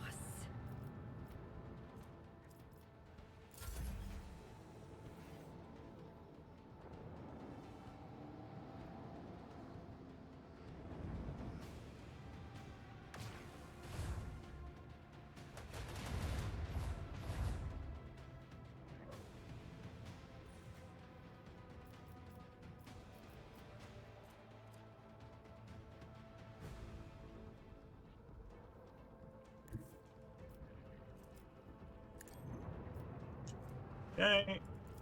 And fire away. Macro cannon barrage.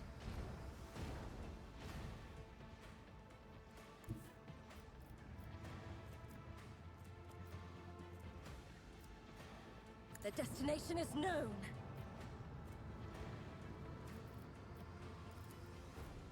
Bump up the range on it.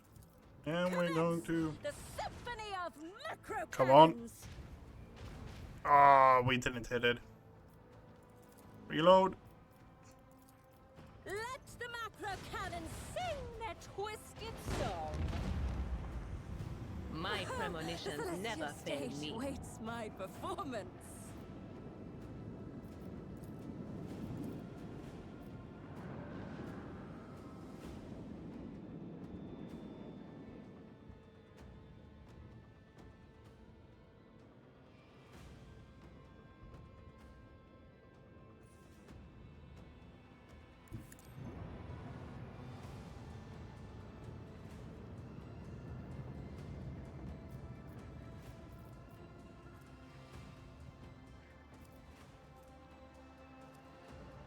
Okay.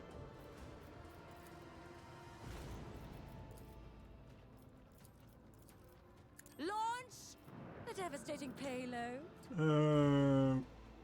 The flagship torpedo tube are loaded with 3 torpedo salvos instead of 1. Okay. Let the torpedo rain begin. Drown them in the void.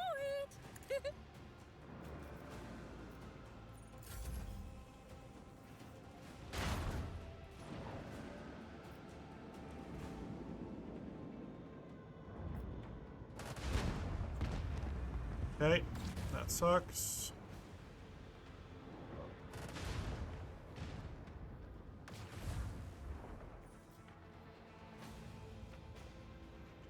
But that is one ship bye-bye.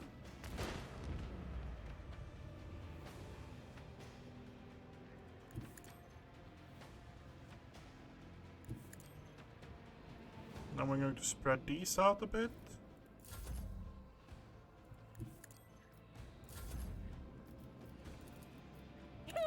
And bye-bye. Macro cannon barrage. Our technological superiority was obvious. He came from the same direction. Okay, that sucked. Oh, I didn't shoot any torpedoes. Oh, it's not the end of my turn. Okay, that's great. Sail upon the seas of void. What is that? Okay, something is locked, but it doesn't really matter, does it? Engage the lance.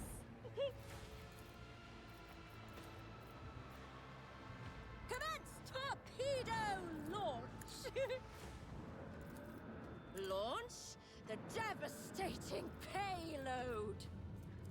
Okay. Can increase the range on that and get a shot off on you. Commence the symphony of macro cannons. You actually killed it.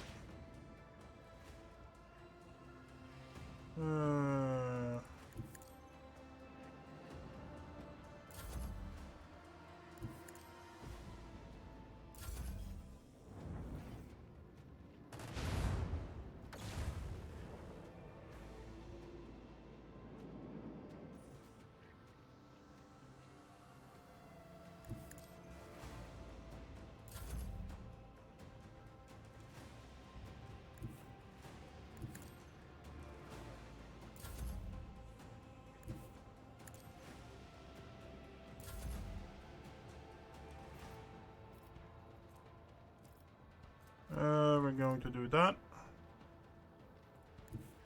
Set course.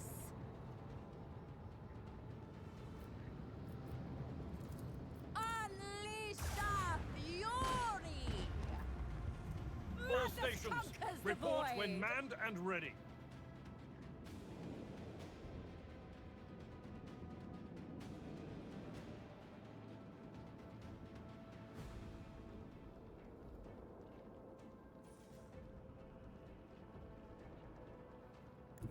Flight Master, if you please.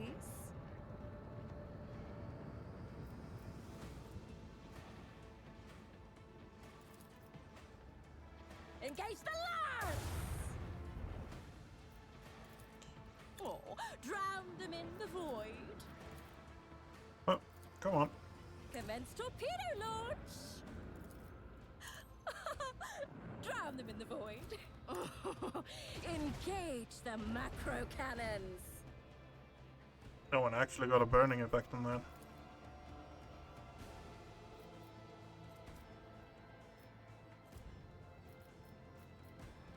Oh, come on.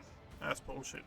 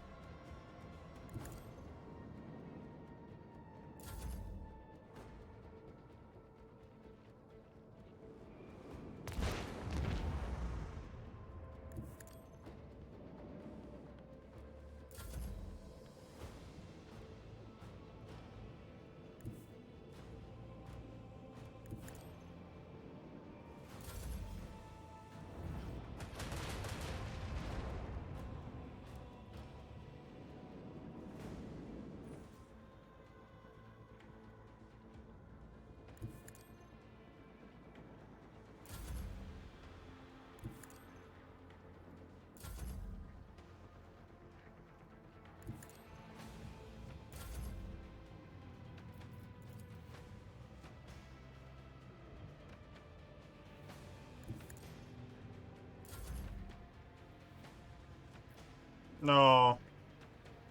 Some torpedo salvos that were launched on another turn. Okay, fair enough. The destination is no.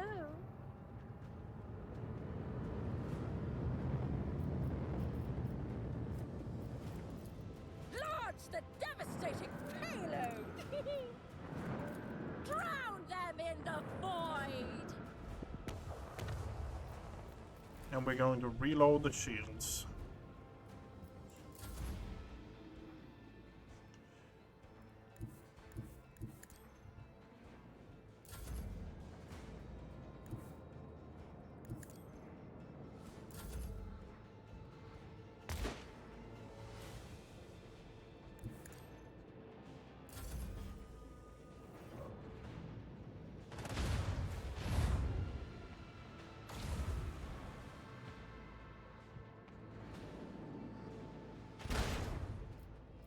Okay, we got ourselves. The effectiveness of the crew has been recognized as adequate.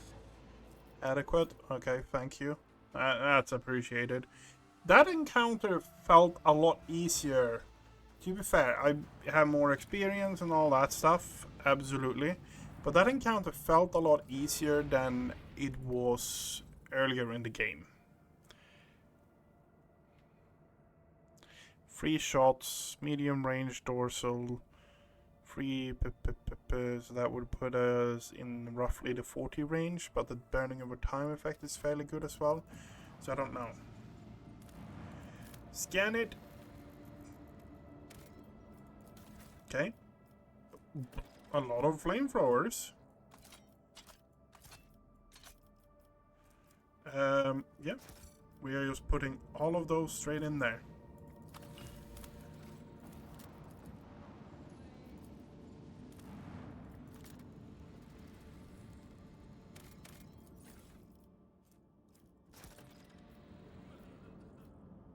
Bit by bit. Okay.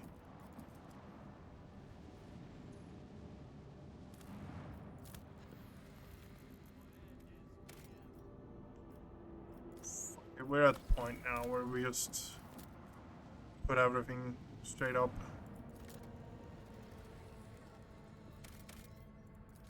The scouting team sent to the colony world returns with a decrepit, shaggy, foul-smelling vagrant in tow.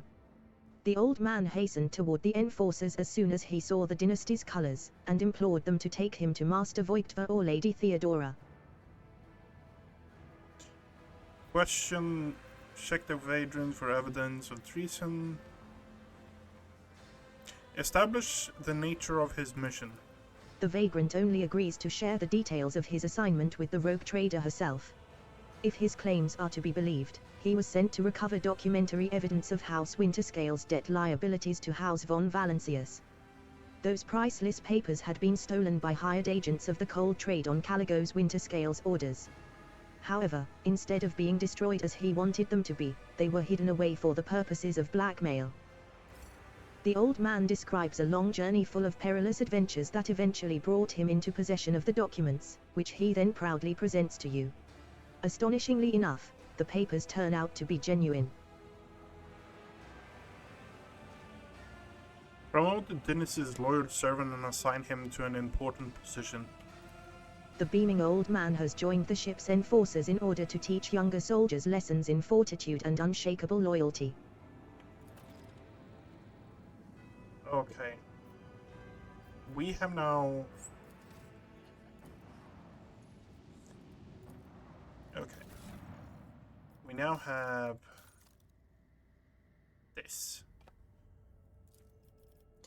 Info. When the servants of the Omnisar assembled the parts of this ancient mechanism, quiet clicks sounded from within and the cogs stirred into motion.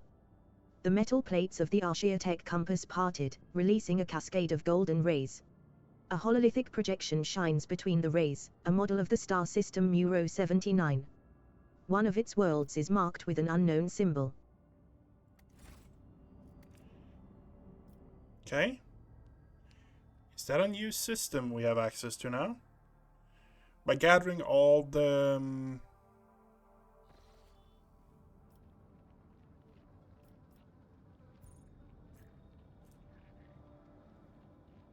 Rectoid chip. Okay. What is this? Find Eldari cache. The clan servicing the cooling systems have reported an incident of sorcery. The controlled scorching of decks is a labor-intensive but very familiar process for the voidsmen serving under the ship's Infernus Master. The tech priests reported a brief malfunction in the Geller field generator that left the vessel exposed to the warp for a brief second. According to the Enforce, several armed teams left to search for the unknown creature that had invaded the vessel. All but 2 returned with nothing to show for it but hair turned emergency. Servitors assigned to the... Okay, we are chugging through this. We are at the point now where we don't really have any major things left. We're coming to the point where we kind of want to do the coronation and stuff like that. In this tapestry of a world, I am the rogue threat, an amusing attempt at defiance.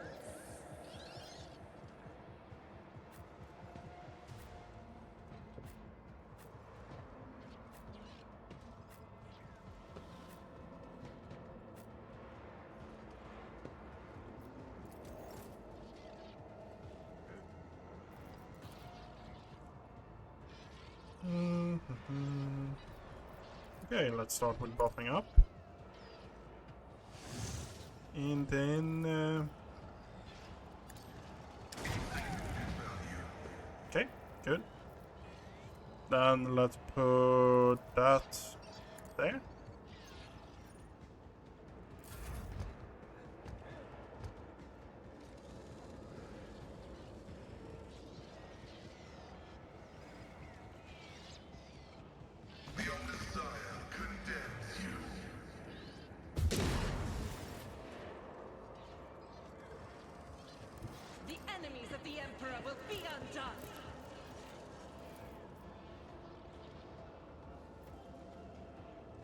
I'll do it.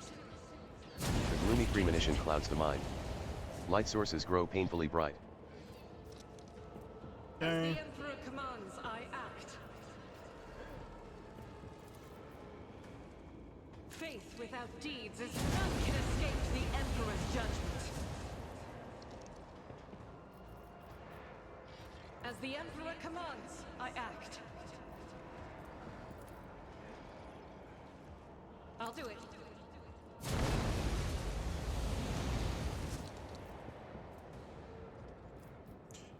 And then we're reloading. And we pray. Faith without deeds is worthless. Eradicated. Pain and duty go hand in hand.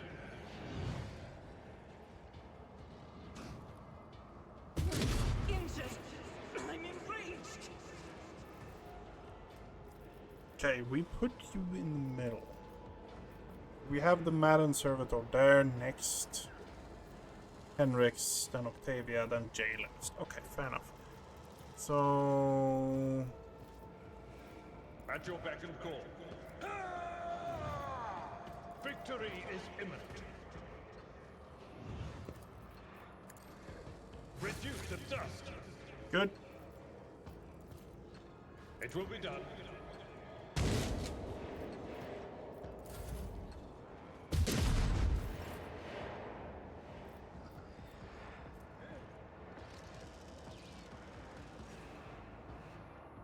Okay, Henrix. Death wish is mine to grant.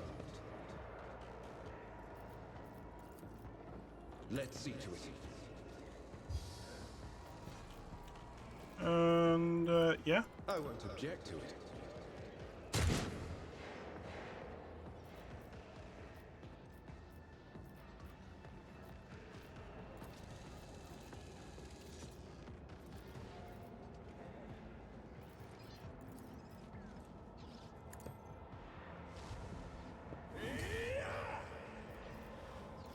Naturally.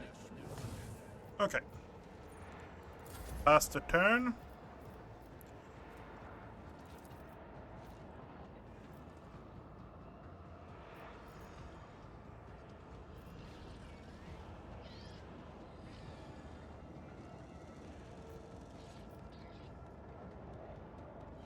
Okay. Clean those out. And then start stacking the fire debuff. I need something more for you to do during the turns because you have action points over.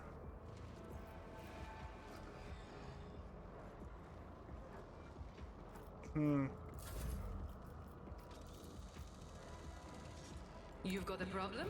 I've got a price. Okay.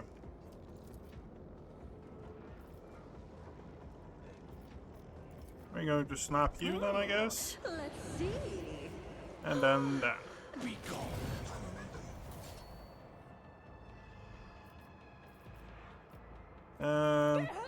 Each strike is a crest.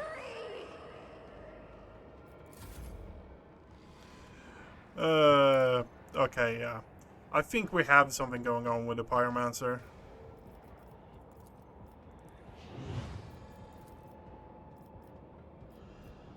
I can do that.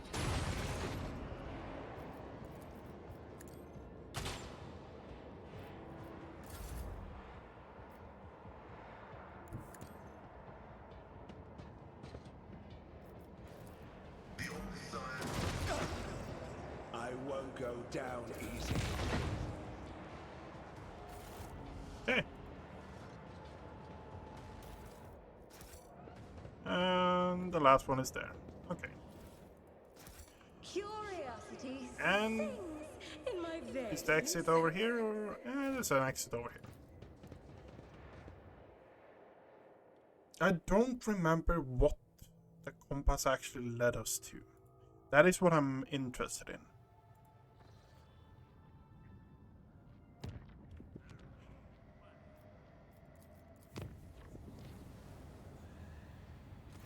The clan servicing the cooling. Purify. The controlled scorching of decks is a labor-intensive but very familiar process for the voidsmen serving under the ships in. The officers on one of the lower decks stopped providing status reports. 3 days had passed since the Vox system broadcasted anything other than subdued moans and... Okay, so we are going here now.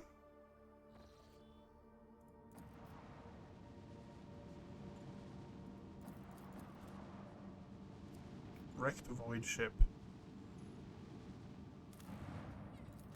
The priceless discovery left the crew speechless and shaken. The ancient Imperial Ark ship, Hammer of Redemption, was hidden below the surface, impervious to the Augur's sight. Had the rogue trader not found pieces of an Archaeotech compass that resonated with the vessel's defense systems, it would have remained lying in a bottomless chasm, lost and undeservedly forgotten forever. the Adeptus Mechanicus acolytes studied the ancient data archives and concluded that the vessel crashed about 300 years ago after running into an asteroid stream. Hoping to rescue at least some of the colonists, the captain dispatched 4 lifeboats whose tragic fate you already know. Although time and weather were not kind to the Hammer of Redemption, the crew still managed to salvage plenty of valuable items.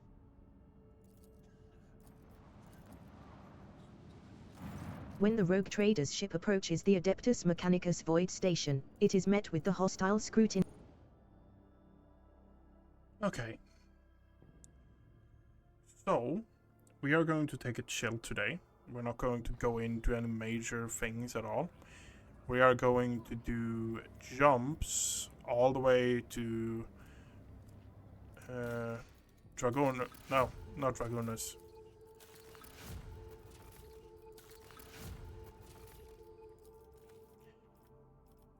Flawless Servitor. Tech use. Rogue trade against plus 10 tech use. Would be good plus 10 tech use, but the thing is here. The Inferno. Prow plating, ramming. Yeah. I'm not a big fan of ramming the ships. Hitting like minus evasion from the enemy, that could be good as well, but that's minus efficiency as well, and I kind of want to keep the efficiency up. So the smartest in my option is going the Prow Lance, and it's a big upgrade as well. So yeah, we are just going that one.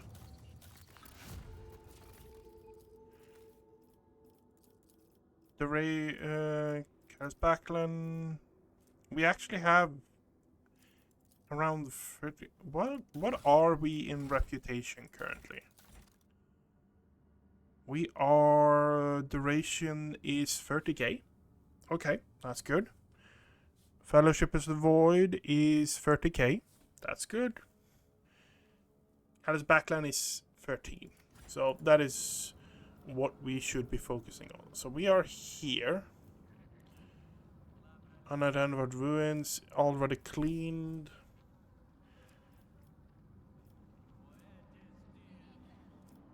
Okay. The plasma drive crew is begging for. We are just grinding currently. Just pure grinding random encounters to get more reputation. Is it Eldari this time as well? Sorry, is it... Yep, it is that. Let us rise up to that storm! Cease and repent!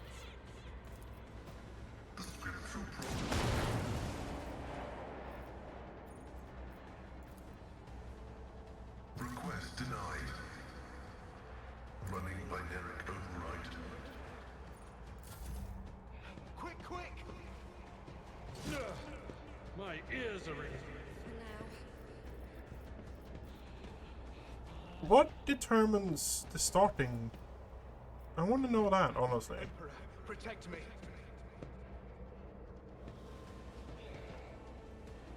I'll do what it takes.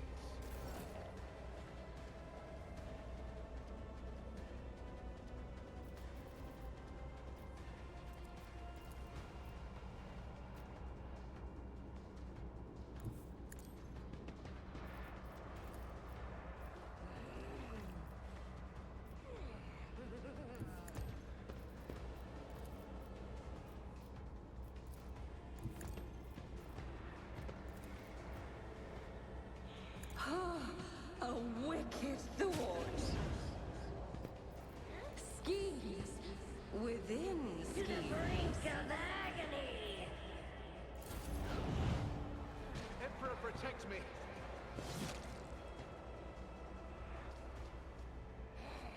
Accept it, Emperor. I can handle this.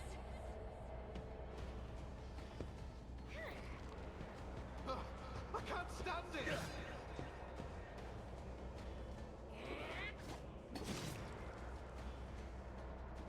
This way!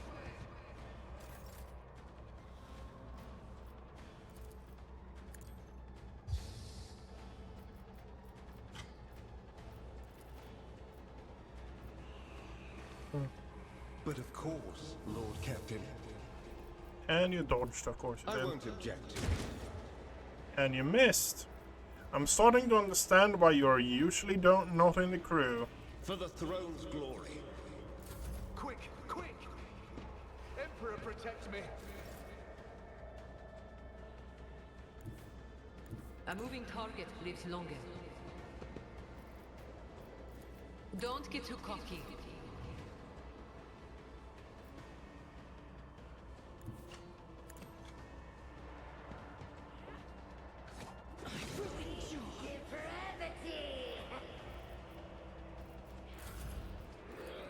Tell me, and it is done.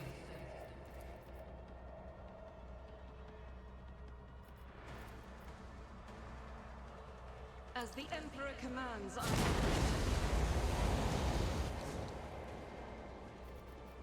doubt is for the weak. Don't get too cocky. Good. You've got a problem. The stink of scorched flesh fills the air.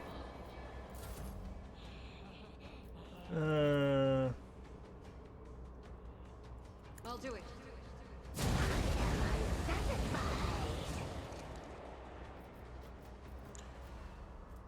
And then we go up here.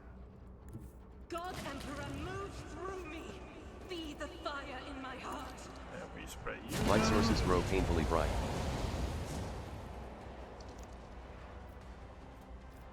As the Emperor commands, I act. I'll do it. Can I hit you? No, I can't. Doubt is for the weak. Okay. I'll do what it takes. I've seen worse battles than this in my time. You are just going to focus on cleaning up. I took care of this one. Emperor, protect me! Emperor, protect me. Pascal, how do you feel about hitting this thing over the head? My vow is deserved. You enjoy it. Great to know. Running by Nerek override. I can't stand it! This way! Okay, so we're going to do that. None can escape the Emperor's judgment. Now we're going to do that. Let the bodies pile! Oh my god. That combo is fucking bonkers. My muse. Let's see.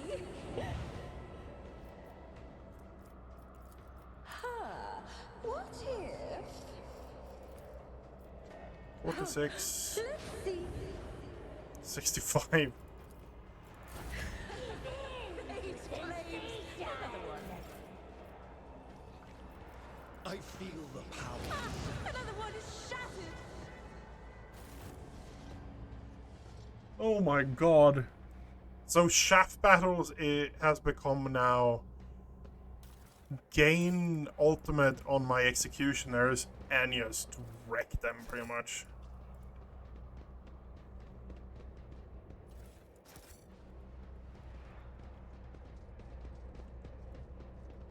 There will be no peace in my wake. That is a bit bonkers, no question about it. But it's also really, really, really good. You would have guessed having a combo that puts a debuff on everyone and makes them take damage is good. The void ship is in the clutches of the warp elements. A whirlpool has suddenly emerged and is threatening to throw the ship off course and leave the helpless crew at the mercy of the Sea of Souls. Only the navigator's talent can save hundreds of people from madness or death. -1. But we have gotten a lot of things going for us, that's for sure.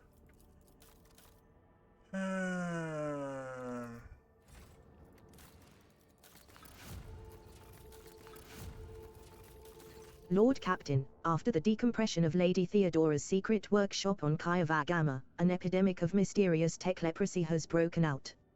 Augments mutate into distorted forms, killing their hosts and the machines.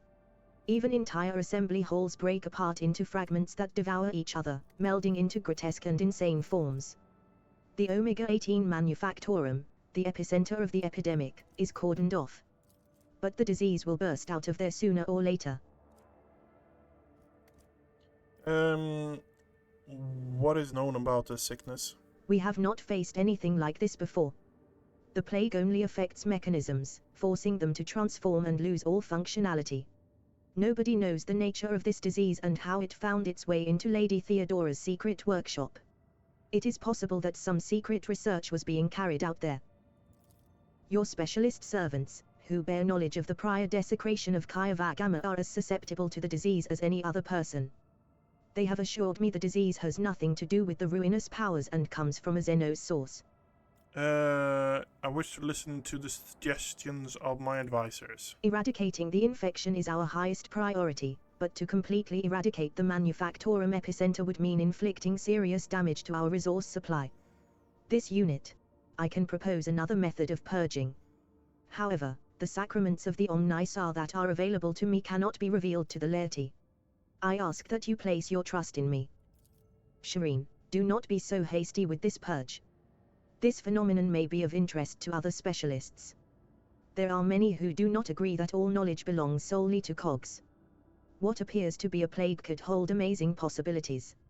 If we could isolate the Manufactorum and let these inquisitive minds inside, they would happily compensate us for the loss of production capacity. I have suppressed 18 different epidemics aboard the flagship, and our officers have experience in setting up quarantines. We will send them to Kaiva Gamma to lead the tech purgator squads. They will not return from the epicenter until the infection is eradicated and the preventive exclusion zone is taken down. Even the metal dies one day, scarred by corrosion. To combat those who have stripped flesh and replaced it with machinery, the Bloodspun Web has procured a remedy, an acidic compound that burns through steel. We stand ready to help. To burn out this tech leprosy. Those... Ooh, 5k goes back. Metal healer. Metal, demise metal.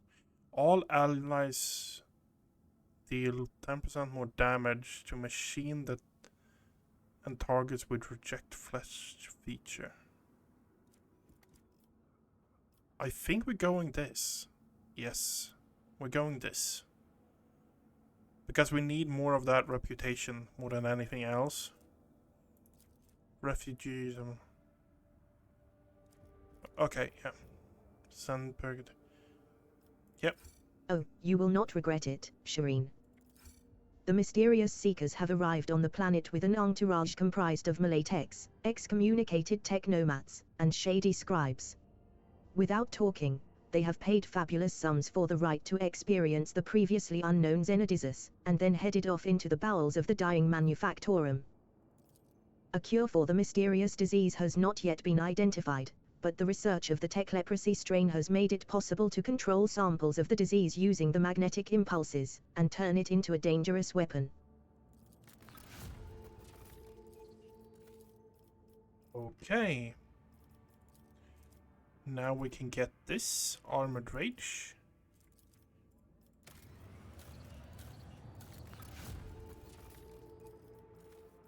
How far off are we currently? That's an interesting question. We need 10k more. Okay. Let's head to Footfall and turn in a massive amount of the cargo we have and see where it leaves us off, pretty much. Wait, we have fought a fair bit of void battles, so... A familiar... Heretic, Drukari. Oh.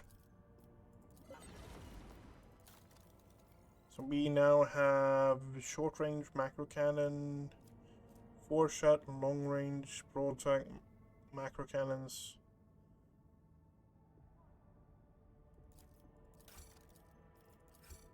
Okay.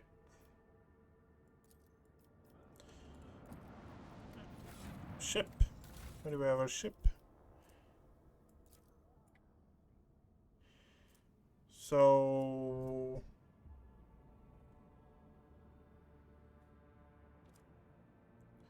where do we have it?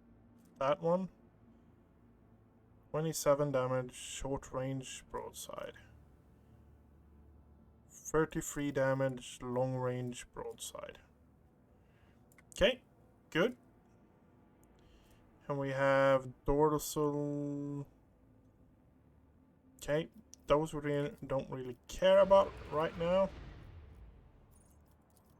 Upgrades, posts. We have. Don't really have anything we can upgrade.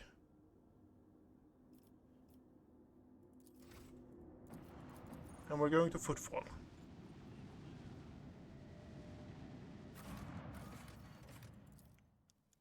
To the liege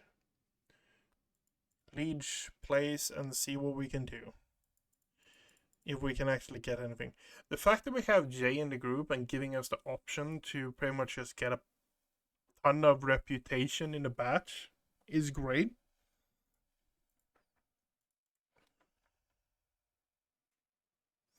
Because if memory serves me right, I either didn't have Jay at that point, or the fact that I didn't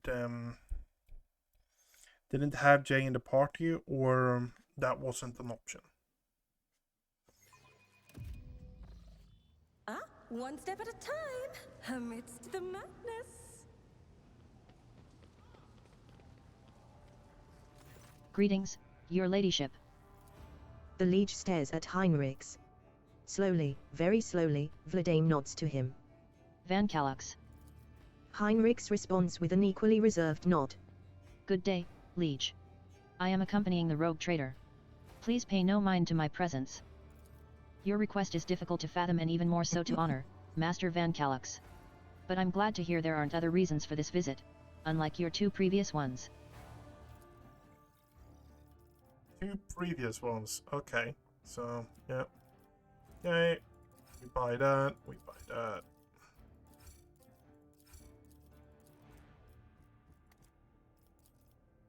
What? Okay, so Adapters mechanic or Space Marines. Adapters Astartes can't actually use it.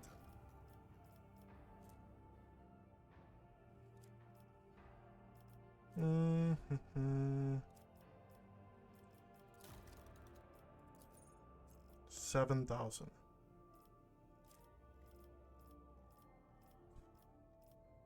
Are we dumping everything into this? Yeah. Okay, we got ourselves Halley Caliber, Psychic Breastplate. Reduces the chance of psychic phenomena. If the psychic phenomena or patterns of war manifest, the wearer gains an additional psi rating until the end of combat. Property. Oh, it's heavy as well. Okay. Castrican, Garten where 10% critical hit chance. Bonus is double if the wearer has not moved during their turn. Visor. Whenever the wearer kills a target with a single ranged attack for the first time in combat, the wearer immediately gains an additional attack. What is this? Two-handed fusion gun. Huh?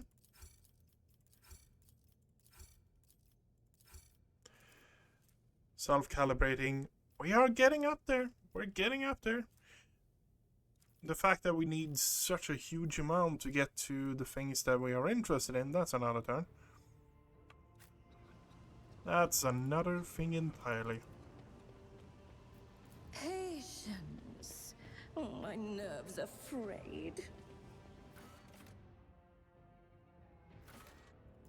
Let's have a look at the Fellowship of the Void, then Duration, and then Mechanicum.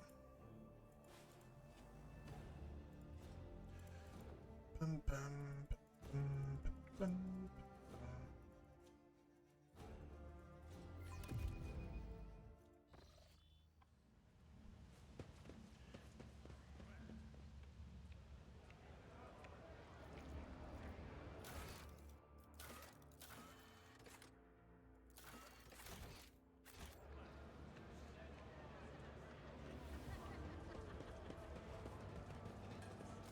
Welcome back.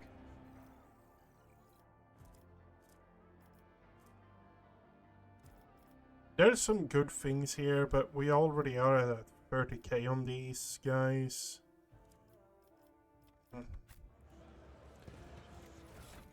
Okay, so let's see here. That can go to cargo and that can go to cargo. That can also go to cargo.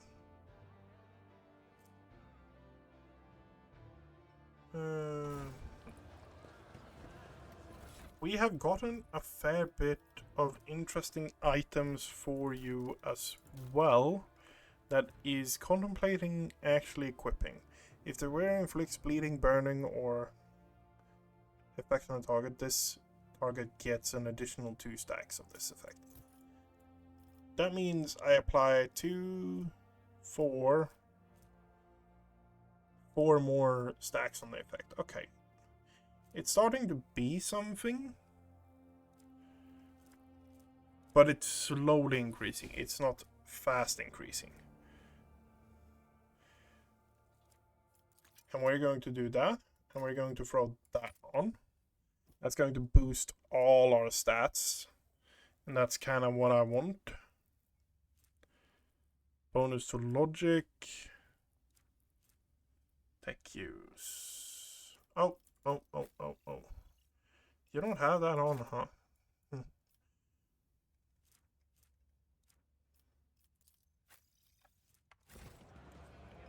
Curiosity sings in my veins.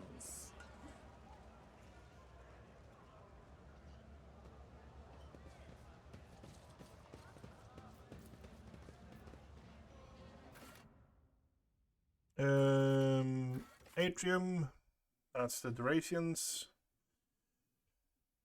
There's good stuff at the Fellowship of the Void, but we have already pumped in so much reputation and so much into it that I'm just a bit reluctant to pump in a bit more for maybe one more item, where there's several items in both the durations and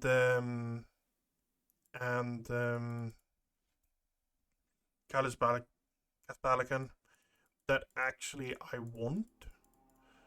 Adeptus Mechanicus is solid. That's just a solid choice overall. So, yeah.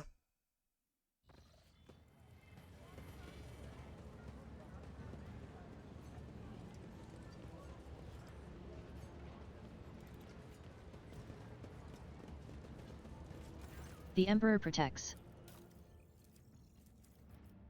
Yeah. We even have some here, like, hit this... When hit by this weapon, all melee attack against that target. Critical hit chance and crit damage.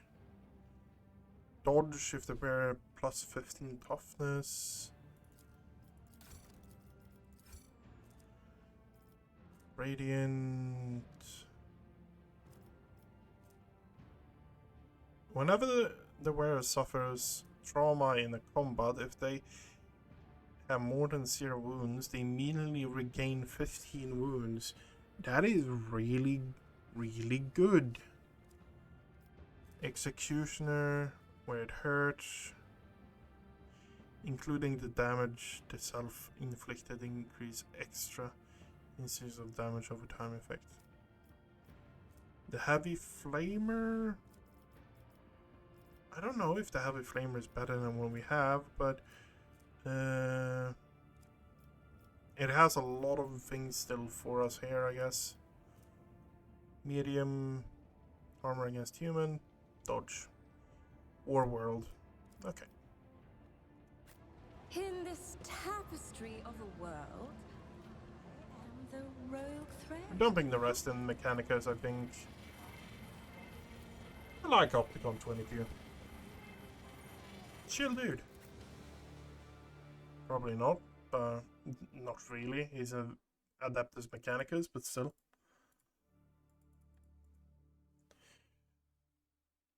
So today has just been a grinding session, pretty much. We have just gone chugging through main quests, side quests. We barely have any quests left.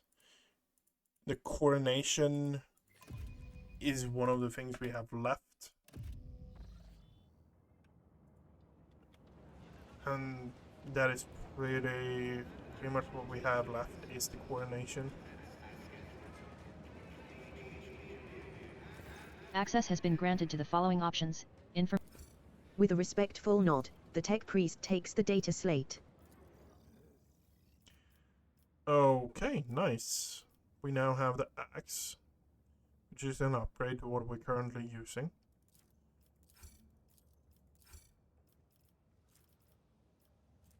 Emitter, run and gun, Melta, Fortress World, deflection, toughness, slick body glove, dodge against range. Body glove grants the wearer 20% dodge against enemies. Okay. 2500. Yeah. So we got a new plasma as well. Whenever the wearer and the allies in 2 cell radius gain momentum, they also gain temporary wounds. That could be really good. We might actually have some... We might actually have something that might combo off that.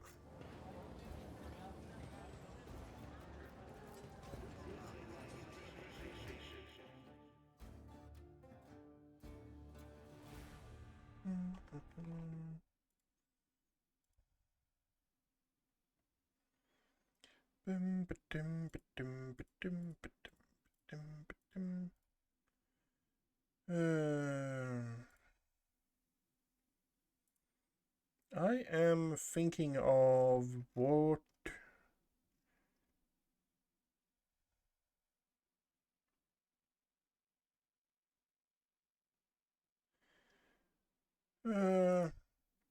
yeah. Yeah. We are now at the point where beholding the true frog trade failed to uncover traces of human on this. Okay. King Harrow. We are at the point now where it's just like Patrick Chapel. The Lord heard.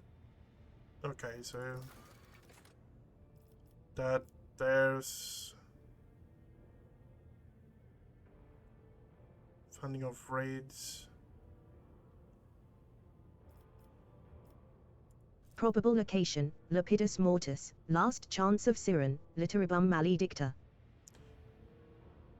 Fight the final battle in the south, or continue fending off the raids. It would be wise to agree to terms set by the enemies of humanity, but permissible. Explore the system of... Okay. Where is that? Explore the system of...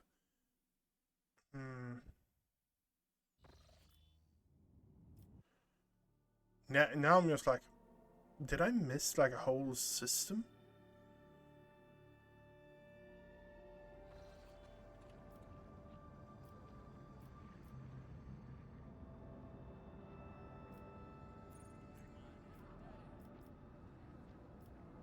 No, I don't know where that is at all, honestly.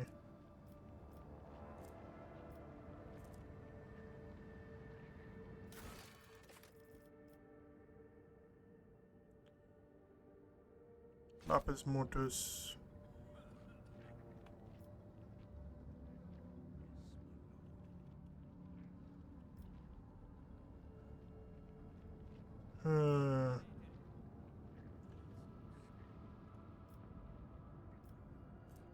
No, it's these three here.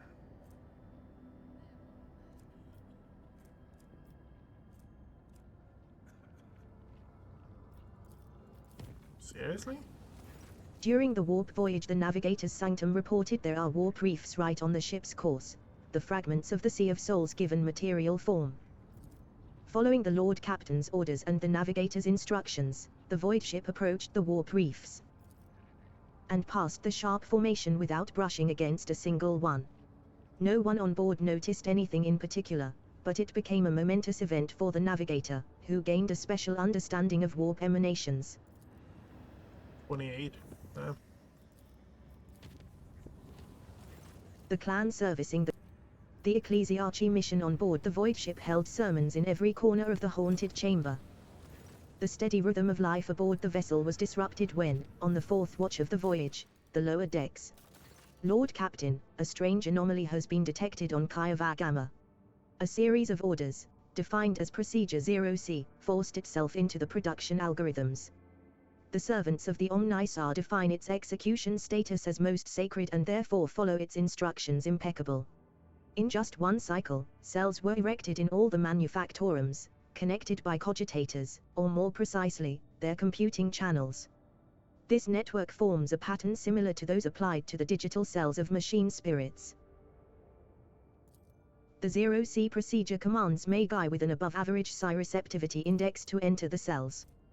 Those tech priests who take their seats in the cells fall into a blissful data dream, where they listen to the binary hymns very similar to those that periodically whirred from the warp vox of Cubist Delphim. The performance of the manufactorums has dropped. Many of the machine god's servants have abandoned their posts and are pleading for the privilege of fulfilling Procedure 0C, but the enforcers have taken custody of the cells and ward these volunteers away from them. What do we know about this procedure? Could it be part of the Delphim's legacy? We cannot trace the source of the signal that activated it or figure out what it means. The tech priests oppose the idea of researching the procedure, as it violates the sacrament supposedly. The minds of the magus immersed in the cells are involved in some grand-scale computation. The servants of the Omnisar have tested the cogitational network 7 times with purifying algorithms of varying degrees of severity, proclaiming it clean. Your most trusted servants, those toiling in the secret workrooms on the planet, also found the code of the procedure free of corruption, and were highly keen to learn more about it. What do my advisors say on this? These things need to be filled with high psi sensitivity tech priests. Sure, but why use our servants? Look on remote stations and outposts for those who were banished as unfit, and you will find 3 times as many more suitable candidates than in the manufactorums. Psi receptivity rarely goes hand in hand with high rationality, and such tech priests often end their careers in the wilderness. Are they singing? It is surprising that your race was able to achieve such a harmonious form of interaction with man-made tools. My kinsmen also use psychoacoustic harmonicas to guide our creations. I'm not a bone singer myself, but I might be able to tell your servants of certain principles regarding how the universe sounds. I find this sacrilegious suggestion to be in breach of the Data Unity Protocol. A signal seemingly from nowhere that has the highest execution priority. A perfect weapon for capturing the planet. It should be anathematized, and I am ready to summon a cadre of competent tech sourcists from the Inquisition.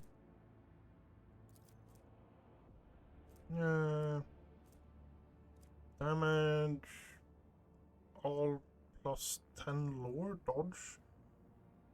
Plus 10 lore and plus Xeno lore dodge percentage against Xenos. Okay, that's interesting.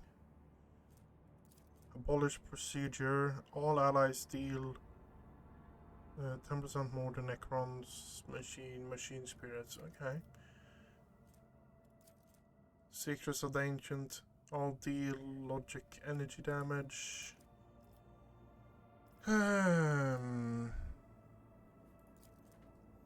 That armor is Carapace grants the wearer +1 deflection, 10 armor if the wearer hasn't moved this turn.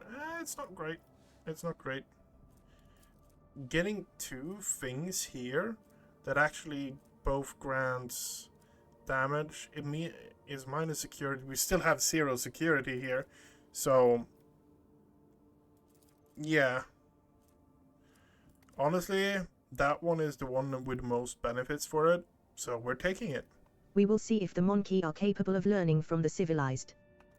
Your servants have started their interrogation, seeking to determine the nature and purpose of the mysterious procedure. They have encountered ancient creations of data's mything, impossible in the current times, and have been filled with a great awe. They could not fathom the wisdom of the digital archaeotech. The blasphemous research of Zeno's knowledge, undertaken as part of the interrogation, has led to a series of heretical acts of creation. The weakened minds of the Magus sought to apply the secrets of the Aldrai to their research. The culprits were servitrized and the results of their work placed in a protected, forbidden directory.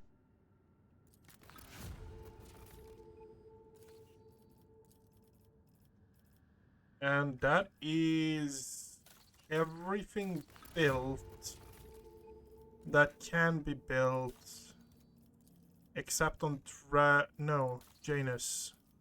Except on Janus, because we are still a bit off when it comes to the reputation required for that one. Yeah, we're missing 3k. Missing 3k. We have a naval battle here, and I'm not going to do that naval battle today. We are going to pretty much just extractable resources.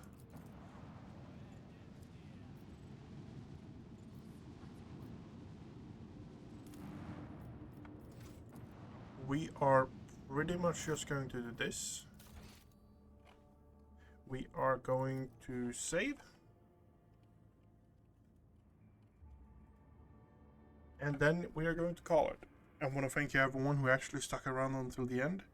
I will be back tomorrow at 6 o'clock Central European time in the evening, and we're going to continue on what we were doing. Good night, everyone.